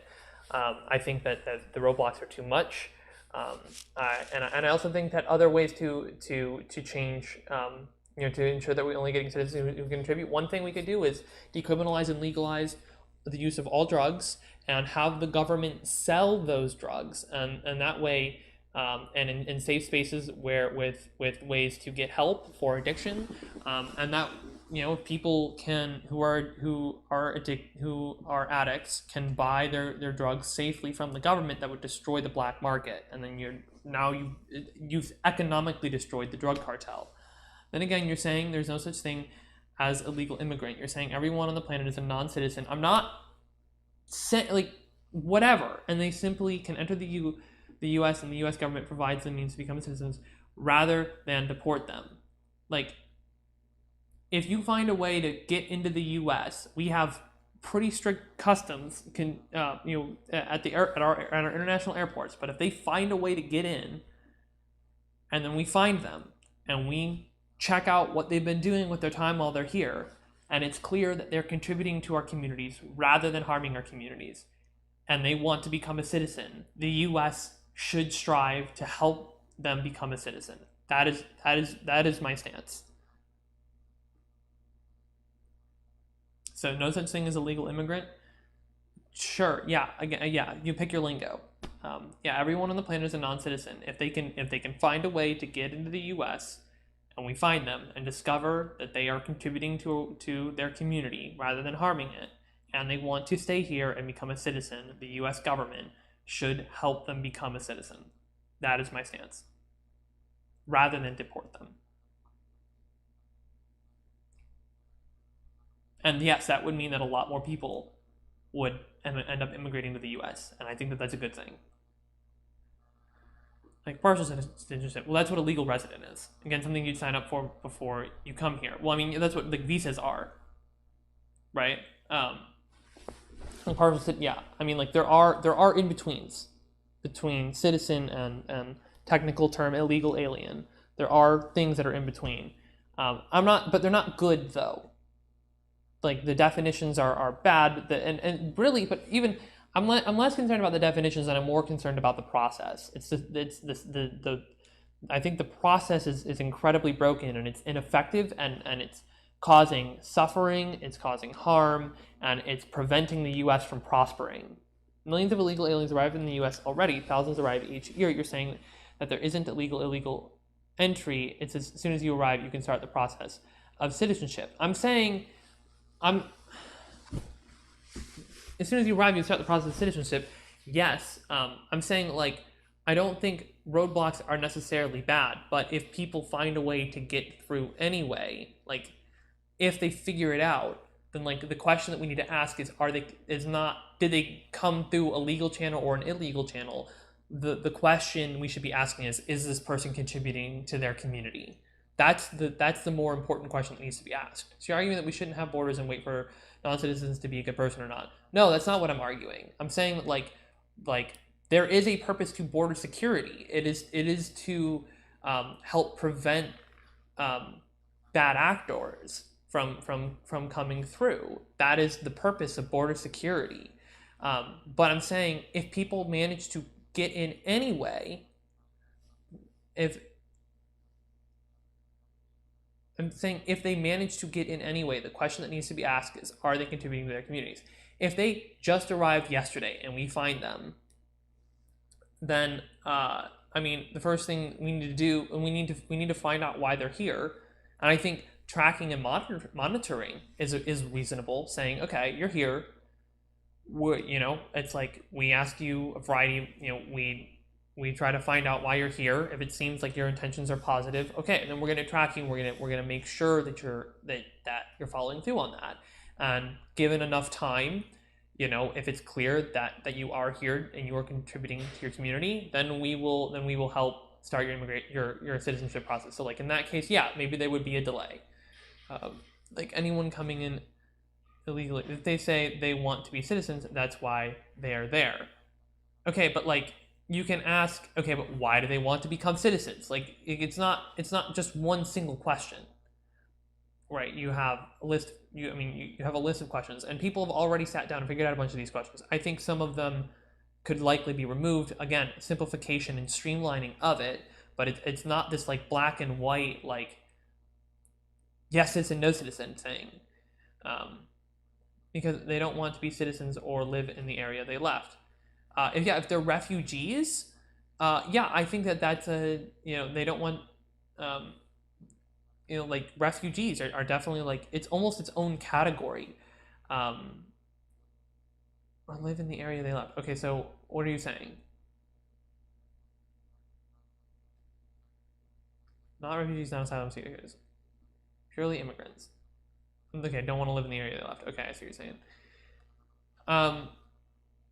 Right, so I mean, it's like, this is, the burden of proof is still on you as to why people should be let stay. It doesn't matter if they're contributing or not, as crossing the border legally is in fact illegal. And I'm saying that is less important than whether or not they're contributing to our community.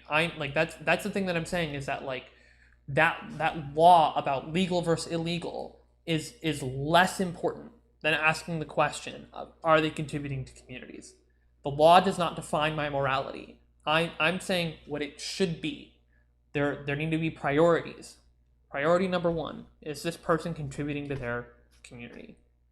That's the thing that matters the most. They're advocating for the ending of the act of being illegal. I mean, like, yes, question mark. Like, again, it depends how you like. I still believe in having border security, but like, yeah, removing the law saying that it's illegal, like, sure, yeah, I think I'd be in favor of that, and like, I think undocumented immigrant is a better term.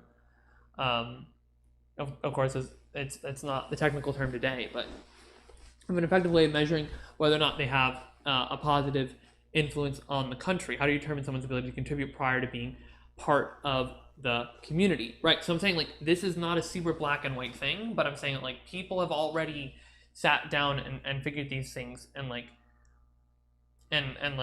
determined a set of questions. Right now we're getting into like the nitty gritty details, the incredible complexities of this whole thing. Right. Like, are they contributing to our community is an intentionally like vague question, right? That's like it's subjective, right? And like that's when we turn to things like immigration court, and so it's like this isn't, you can't, like, you can come up with some determinations. You can come up with like red flag, or what's the word?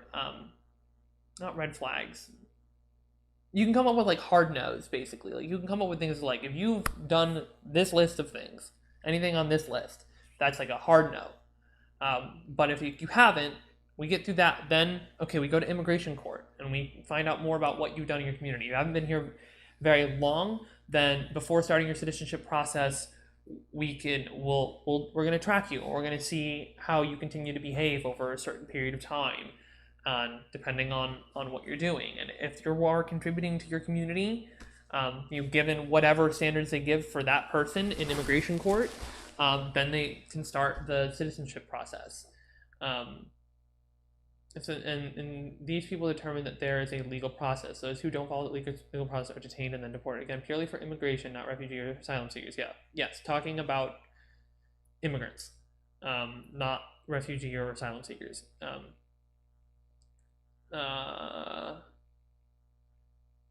Those who don't follow that legal process are detained and then deported. And what I'm saying is, like, that legal process is not the most important thing. It's not the most important factor, and it's not like, it should not be the only factor.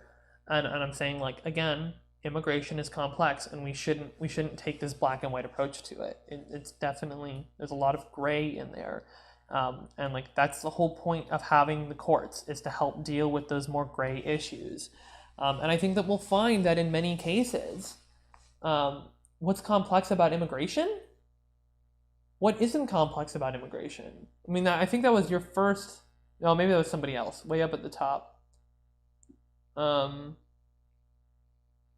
Okay, some of them have been deleted. I mean, what isn't complex about immigration? When we're talking about, I mean, think about this conversation we've already been having. This conversation itself has not been simple. Like, there's a reason immigration court exists, is because this is a complex issue. Like none of this is this simple black and white anything. Like we can't have hard criteria about some things. We can have some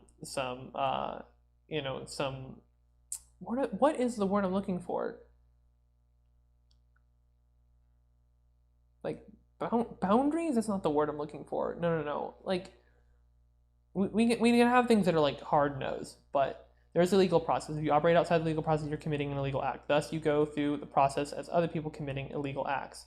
I'm saying our legal process is broken and overly complicated, and it needs to be streamlined and simplified, and that the punishment for breaking those laws should be reduced and handled in a little bit more of a, potentially a little bit more of a subjective manner, which is why the courts exist. Well, if you ask somebody who's become a naturalized citizen, right, a legal immigrant who's become a citizen, you ask them about their experience in getting in the immigration process, you'll find that it is just so overly bureaucratic. There's way too much administration. It's so complicated. It's a waste of resources. It's a waste of everybody's time. It's expensive. it's a pain in the ass for everybody. It's like we can save resources and we can get more people in this country who are contributing to our communities if we streamline and simplify the process of immigration. But which areas is it overcomplicated in specifically? Like almost every area of immigration is overcomplicated, I think. I would say our current process is under-resourced. I wouldn't say it's complicated necessarily. I think it's both and. I think it's both under-resourced and overly complex. It's expensive, highly regulated because American citizenship is a privilege, not a right. I agree that it's a privilege, but I think that it's a privilege just too hard to gain.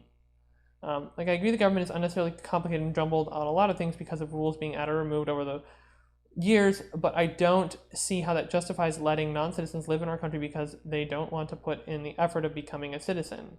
It's not about putting in the effort of becoming a citizen. People come here for all sorts of different reasons, right? And sometimes timing is a factor.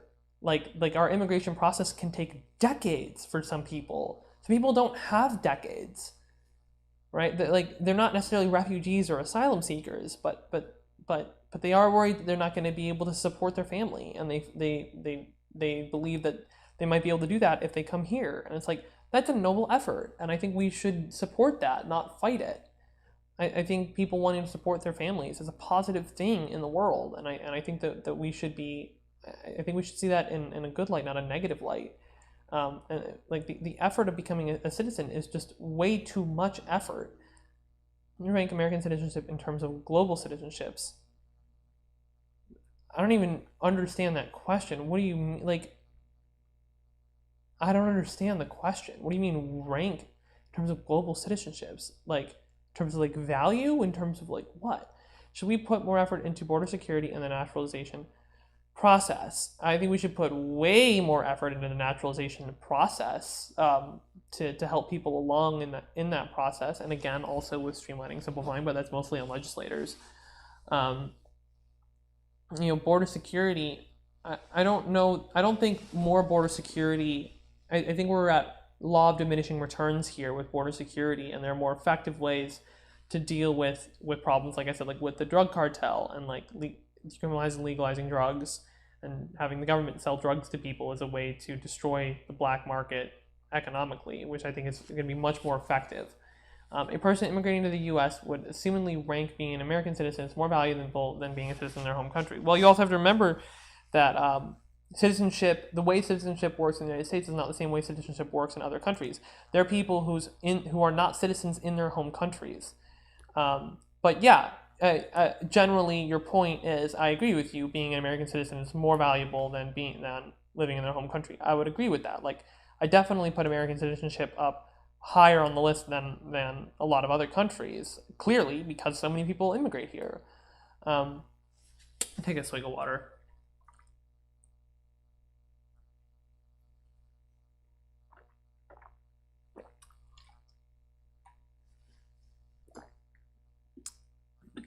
ODST, I think a lot of good funding for this could come from stopping all wars in the Middle East and giving foreign aid to countries that don't return anything to the U.S. It's a bit of an oversimplification, but generally, yes, I agree with you. And foreign aid needs to happen in an empowering way that helps countries, that makes it so it doesn't have to be permanent, that helps countries in a way to get up off their feet and no longer need aid from us, which is going to be unique to each country. So yeah, I generally agree with that. So I'm asking about ranking. Being an American citizen is the greatest privilege that an American has. I mean, I think it's subjective, but yeah, I mean, yeah, I think it's reasonable that a lot of people would feel that way.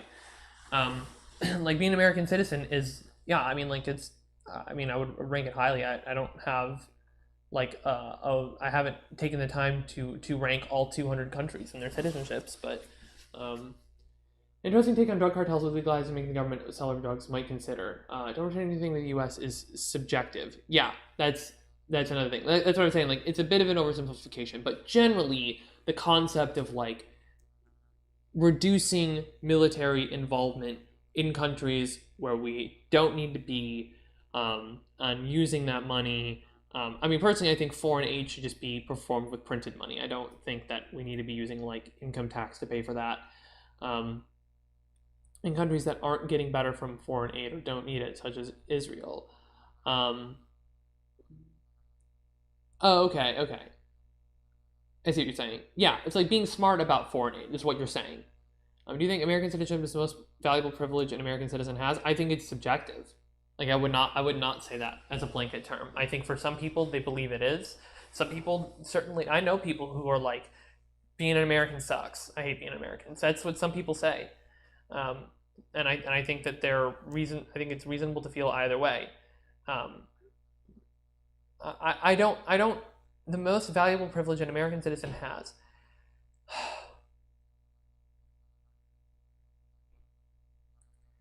No, I don't. Well, okay, so I guess difference between privilege and a right. It is a, a right. Once you are an American citizen, you are always an American citizen unless you rescind, and that's actually really hard to do. People have tried to rescind their American citizenship. I think like it once you are an American citizen, it becomes a right because it can't be taken away from you. So it's like I think even calling it a privilege, I think it's only a privilege to people who are not American citizens. But once you are an American citizen, it becomes a right. So I think that's like a weird way to put it. Um, and so yeah, I don't know that that makes sense. But on the scale of rights, I'd probably still say no. I think that there are other rights that supersede that. Um, I do think I think right to free speech is huge. I really do. Uh,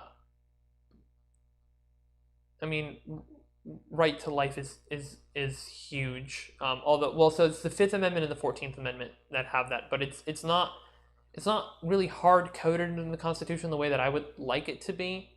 Um, yeah, life and liberty. But yeah, I mean, American citizenship is up there though, because that's what gives you the other rights. What rights are afforded to Americans that isn't a result of their citizenship? Well, speedy trials certainly aren't it. I'm trying to think. Double jeopardy. Jeopardy does not extend. Liberty does not extend. But it's also like there are a lot of rights that we're supposed to have as American citizens that we definitely don't have. I don't believe we actually have right to liberty in this country. Um, I want to get there. I want to get to that, but I don't believe we actually have right to liberty in this country. Um, freedom of the press, freedom of assembly, maybe.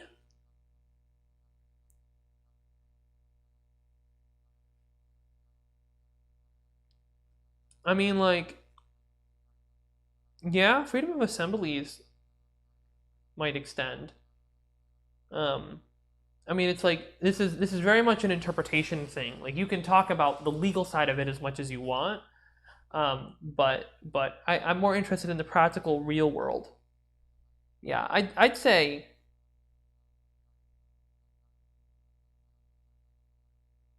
freedom of speech almost to the same extent as a citizen. Say freedom of assembly almost to the same extent as a citizen. Peaceful assembly, yeah, but certainly not all of them. Like there's some things that don't extend. But again, it's about like it's not about what's written in the papers. It's about like in real life. Legality is immensely important. Um, and I'm saying that it is too important. Like what it should be.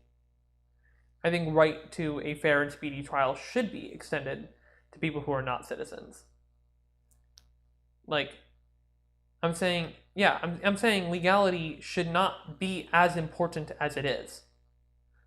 In terms of citizenship status or immigration status, I think legality should be less important than it currently is. Um, I think that there are more important priorities. Um, right. So I believe the Constitution applies to non-U.S. citizens. The Not all of it. there's a lot of weird wording in the Constitution about all sorts of different things, about things that apply to citizens, things that don't apply to citizens. I mean, like, you can look at like treaties about like Indians not taxed and stuff. Of course, that's been changed. Amendment 14. Representatives shall be apportioned among the several states according to their respective numbers, counting the whole number of persons in each state, excluding Indians not taxed. Wait, but didn't that get changed by the... Why is that one not marked as changed? I always keep a copy of the Constitution up and ready to go. Section 1 of... Oh, that one didn't. Okay. Right, but like...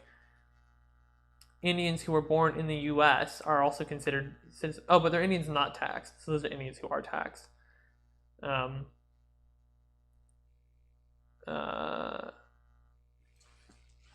Illegal. Yeah, I mean, like... Amendment... We're in Amendment 16 here. The validity of the public debt of the United States authorized by law, including debts incurred for payment of pensions and bounties for services in suppressing insurrection or rebellion, shall not be questioned, but neither the U.S. nor any state shall assume or pay any debt or obligation incurred in aid of insurrection or rebellion against the United States, or any claim for the loss of emancipation of any slave, but all such debts, obligations, and claims shall be held illegal and void. Okay, yeah, that doesn't affect people.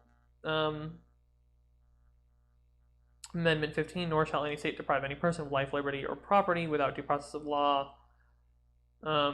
Yeah, I mean, things like this. Amendment 15, Section 1. All persons born or naturalized in the United States and subject to the jurisdiction thereof are citizens of the United States and of the state wherein they reside. No state shall make or enforce any law which shall abridge the privileges or immunities of citizens of the United States, nor shall any state deprive any person of life, liberty, or property without due process of law, nor deny to any person within its jurisdiction the equal protection of the laws. So, like, that's the wording of the 15th Amendment. So yeah, I mean, like, right there, it's basically saying,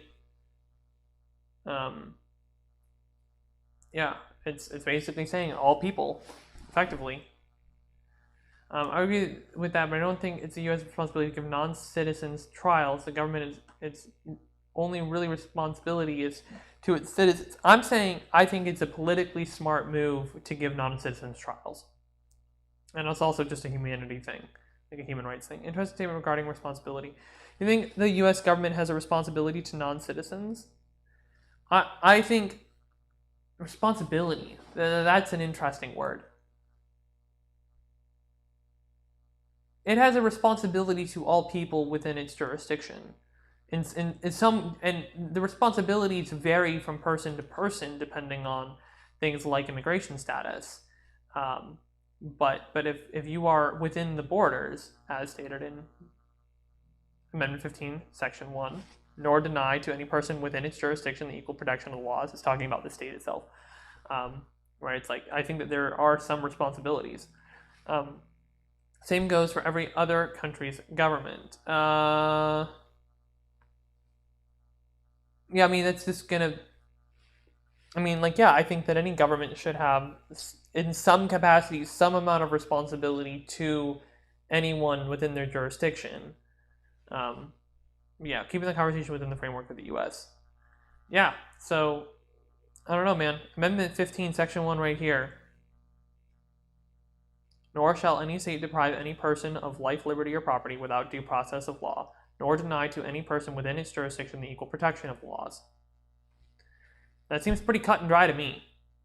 I'm wondering if the Supreme Court has had any weird U.S. Supreme Court rulings on the 15th Amendment.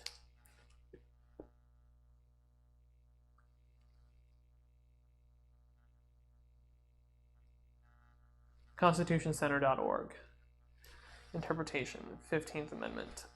Most Americans probably believe the right to vote is one of their most fundamental constitutional rights. It will come as a surprise, therefore, to learn that neither the original Constitution nor the Bill of Rights nor any other provision of the Constitution expressly guarantees the right to vote. Only in the 60s, when the Supreme Court began to conclude that the 14th Amendment implicitly protected the right to vote, did American constitutional doctrine begin to treat the right to vote as a fundamental constitutional right. Once the court recognized the right to vote, decisions of the Supreme Court helped revolutionize the way voting was treated under American constitutional law. Most of the law concerning the right to vote developed under the 14th Amendment, though important court decisions have also relied at times on the 15th Amendment. The reason the original Constitution and the Bill of Rights do not expressly protect the right to vote is that doing so would have been too controversial and divisive at the time. Different states had different rules for who could vote, blah, blah, blah, blah, blah. To create a uniform standard across the country would have required resolving these major differences. The only place where voting is directly recognized in the original Constitution is for choosing members of the House of Representatives. Article 1, Section 2 provides people eligible to vote for members of the U.S. House will be determined by whom the states let vote for their own House of Representatives. Since the Civil War, many constitutional amendments address voting issues, but these amendments are written to prohibit certain bases for denying the vote to some people once the vote is extended to others. The 15th Amendment prohibits racial discrimination in the vote. The 19th prohibits discrimination based on sex. The 24th prohibits poll taxes in national elections. 26 prohibits denying the vote to those over 18. But in terms of constitutional decisions of the Supreme Court, the two most important provisions with respect to the vote have been the 14th, to a lesser extent the 15th. Although the 14th was not designed to protect the right to vote and does not expressly mention it, the two lines of Supreme Court decisions have provided important protections since the 60s. The first line, cases of the Supreme Court created one vote, one person doctrine, which requires that there must be fairly equal numbers of people in election districts when electing representatives up to a political body. For example, all the congressional districts in the state must have the same number of people before this is blah, blah, blah, blah. Rawls versus Sims. Similar cases, I'm a little bit familiar with this. Sometimes 90,000, 100,000 voters in each district would elect one representative. 14th Amendment, 5% equality, extend, blah, blah, blah. The second area of importance, and under the 14th, the House Court quickly held unconstitutional virtually all restrictions on voting other than one citizenship, residency in the jurisdiction, age under 18. Added to the Constitution in 1817, the 15th Amendment, was final of the three constitutional amendments enacted during Reconstruction in the aftermath of the Civil War. While the 13th Amendment prohibited slavery, the 14th barred states from denying equal protection of the laws. The 15th Amendment established that the right to vote could not be denied on the basis of race. Was I reading the 14th or the 15th? I was reading the 14th Amendment. I'm dumb.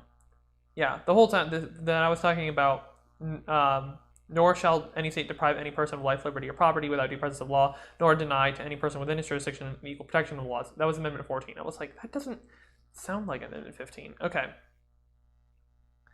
Established that the right to vote could not be denied based on race. Though its amendment also gave Congress the power to enact legislation to enforce the right against race-based. 3 amendments. 15th was passed. Representative. Okay. So I looked up the wrong thing. So 14th. Okay. Let's check these comments. 14th Amendment protection runs into the issue when that person has broken the law. An example of breaking the law would be entering the country illegally. Fair enough. Exactly, which is why they're detained, yes. Not related to the topic, more generally, I think a lot of people forget the U.S. is a country with a culture, with people. Yeah. Yeah, okay, yes, and I'm saying that the laws around immigration, right, like as a legislator, like one of the things I do is write laws. Well, eventually, and I think that law, the laws making laws around illegality and the punishments thereof are overkill, and they have negative effects on American society, and so I would. So I'm saying I want to decrease the severity of that by a lot, and make it more about and increase the importance of the question of, is this person contributing? Okay, 10 Supreme Court cases about the 14th Amendment. Ensuring using old rights. The court often ruled in favor of limiting the incorporation of these rights on a state and local level. Starting in the 1920s, court due process, equal protection, despite the laws conflicted with the 14th Amendment. Here's a look at 10 famous court decisions. Slaughterhouse case in 1873. Slaughterhouses, I don't care about this. Plessy vs. Ferguson, Louisiana legislature requiring black and white residents to ride separate but equal train cars. Who is 7/8 Caucasian for taking his seat on a train car reserved for whites only because he refused to move on a separate train car reserved for blacks. Plessy argued the Louisiana statute violated 13th and 14th Amendment treating black Americans inferior to whites. Plessy lost in every court in Louisiana before appealing to the Supreme Court in 1896 in a 7-1 decision. The court held that as long as the facilities were equal, their separation satisfied the 14th Amendment. Justice, blah, blah, blah, the lone dissentant, passionately clarified that the Constitution was colorblind, railing the majority for an opinion which he believed would match Dred Scott in infamy. Lockdown versus New York. Oh, this is the Baker thing. Oh no, this is a different thing. Working more than 10 hours, 60 hours a week, ruling right to contract. Not always guaranteed on a local level, and usually applied only to the federal government. This is about applying the Bill of Rights to states in Gitlow versus New York, 1925. A socialist named Benjamin Gitlow printed an article advocating the forceful overthrow of the government and was arrested under New York state law. Gitlow argued the First Amendment guaranteed freedom of speech and the press. On appeal, the Supreme Court expressed that the First Amendment applied to New York through the Due Process Clause of the 14th Amendment. However, the court ultimately ruled that Gitlow's speech was not protected under the First Amendment by applying the clear and present danger test. The court's ruling was the first of many instances of incorporating the Bill of Rights. Brown versus Board of Education. Oh, this one's famous. Where Equal Brown overturned that decision regardless of the equality of facilities. The court ruled that separate is inherently unequal. Thus, public school segregation based on race was found a violation of the 14th Amendment's Equal Protection Clause. Matt versus Ohio, 1961. What happens when the police obtain evidence from an illegal search or seizure? This could still be collected, but the police would be censured. Police had received a tip bombing suspect. Search her home. Matt refused unless the police produced a warrant. The police used a piece of paper as a fake warrant and gained access to her home illegally. After searching the house without finding the bombing suspect, police discovered sexually explicit material and arrested Mapp under state law that prohibited the possession of obscene materials. Mapp was convicted of possessing obscene materials and faced up to 7 years in prison before she appealed her case by the argument that she had a First Amendment right to possess the material. The court held that evidence collected from a unlawful search should be excluded from her trial. Justice Tom Clark's majority opinion incorporated the Fourth Amendment's protection of privacy using the Due Process Clause of the 14th Amendment, a very controversial move. Gideon versus Wainwright, 1963. Indigent Americans were not always guaranteed access to legal counsel despite the Sixth Amendment. Gideon, a Florida resident, was charged in Florida state court for breaking and entering into a pool room with the intent to commit a crime. Blah, blah, blah. Griswold versus Connecticut, 1965. Here, let me check these comments. Okay. Saying entering the country outside of legal process shouldn't be illegal, or at least shouldn't be treated as illegal. I'm saying that the severity of that crime should be reduced. The way we view the severity of that crime should be reduced. It's an interesting view that I've heard before. It's a law that's acceptable to break, making it akin to jaywalking. That's not a terrible analogy. I don't know that it should be quite as light as jaywalking, but there's a question of overreaching culture in the U.S. Is there one? I mean, yeah, some things are overreaching. Some things are under, some things are over. Like, it's not everything's balanced. And I'm saying that, like, yeah, that, like, the way we treat the illegality of illegal immigration is too severe. The crime should not be as severe, and that the punishment should be much more gray and determined using reprioritizing the considerations that are made in determining the quote unquote punishment of that crime, but also, like, we call it punishment is not even a good word. It's about, like, how do we respond to that crime, and there are a variety of ways that we could do it if we find that crime is mixed with other crimes that we respond in a different way. Whereas if it's mixed with things with, like, desirable outcomes, then we treat it in a different way. And I think that we can put that into law. My question about the culture was whether there's an overreaching American culture in which subcultures exist and are bound within. Okay, wait. So you're not asking about laws.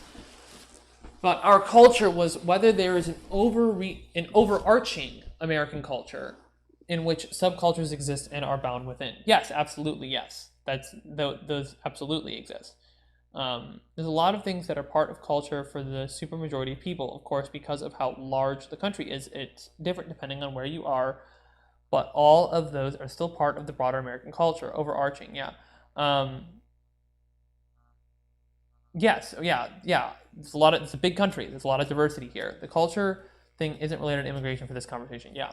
Um, yeah. So, I mean, yeah, of course, there are a variety of cultures here. And, so yeah, we got a lot of different people here doing a lot of different things. And so, yeah, you're going to find some similarities across the country from east to west, north to south, and you're going to find some differences as well. So, yeah. What's your point?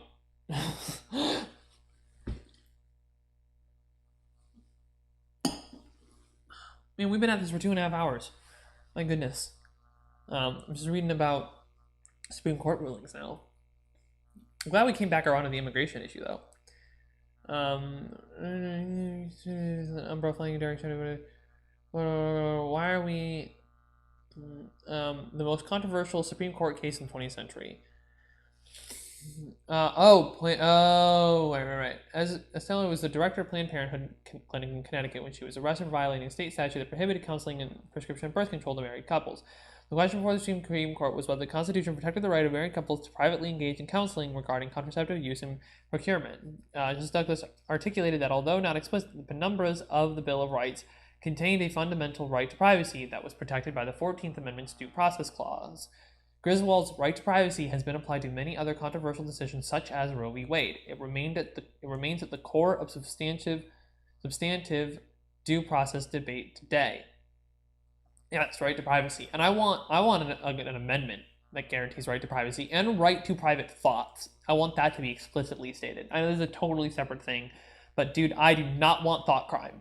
Oh my god, the technology that's coming around the corner. You see what Neuralink's doing. People's private thoughts need to be protected. What matters is what you do in the world, right? And the things that you say, things you cause other people to do. But inside your own brain, you can think about or fantasize about whatever you want. I am so adamant on that. Like, I don't care what you're thinking about. I care about what you do in the world. You can think about whatever you want, and I want to codify right to privacy of thoughts. I don't even know if that's the best term for it, but I want to codify that into the Constitution, that like cannot be invaded, that cannot be used for anything, like absolutely. I think that needs to be hard coded into the Constitution. I think that that's a constitutional amendment like that. If we're gonna pass it, we need to pass it now because it's gonna get harder and harder to pass as time goes on. Okay, back to what you guys are saying. The argument being presented is that illegal immigration isn't a crime, it's a misdemeanor. All people on the planet are non-citizens. They come to the U.S., claim they want to stay here. It's the U.S. government's responsibility to provide the means to facilitate that citizenship. Yeah, it's pretty close, yeah. The specifically the word misdemeanor, I don't know if that's necessarily the word that I would pick or not. I don't know what word I would pick, but generally, that's my stance, yes. Opinions on Section 230 reform. I agree with the private thought thing. 230 reform. 230 is crazy and all over the place. So 230 was a product of its time.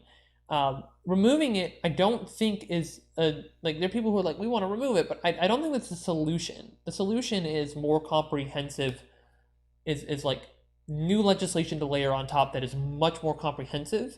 Of course, we need legislators who actually live in the 21st century and know something about the information age and can have these kinds of conversations about like, how does like the First Amendment apply in the information age, right? Right now, the inaction of Congress has forced the hands of these private companies like Facebook and Twitter to interpret the Constitution.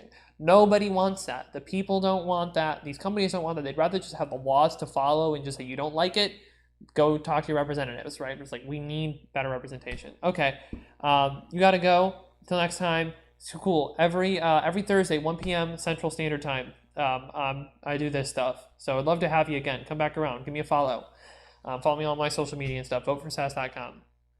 ODST, I'm going to get out of here too. It's been great, but we've been at this for a while. I got stuff to do. But thank you so much, guys, for coming. And this is, gonna vote for Sass.com. I think simpler solutions allow social media to either support freedom of speech law in the U.S. or be responsible for any and everything said on the platform. Well, that's what that's the current platform versus publisher debate. But I think that's also an oversimplification. I think that black and white is not the answer. I think we need something more gray. But yeah, I'm gonna stop streaming. We're gonna talk about it next week. Come back Thursday, 1 p.m. CST.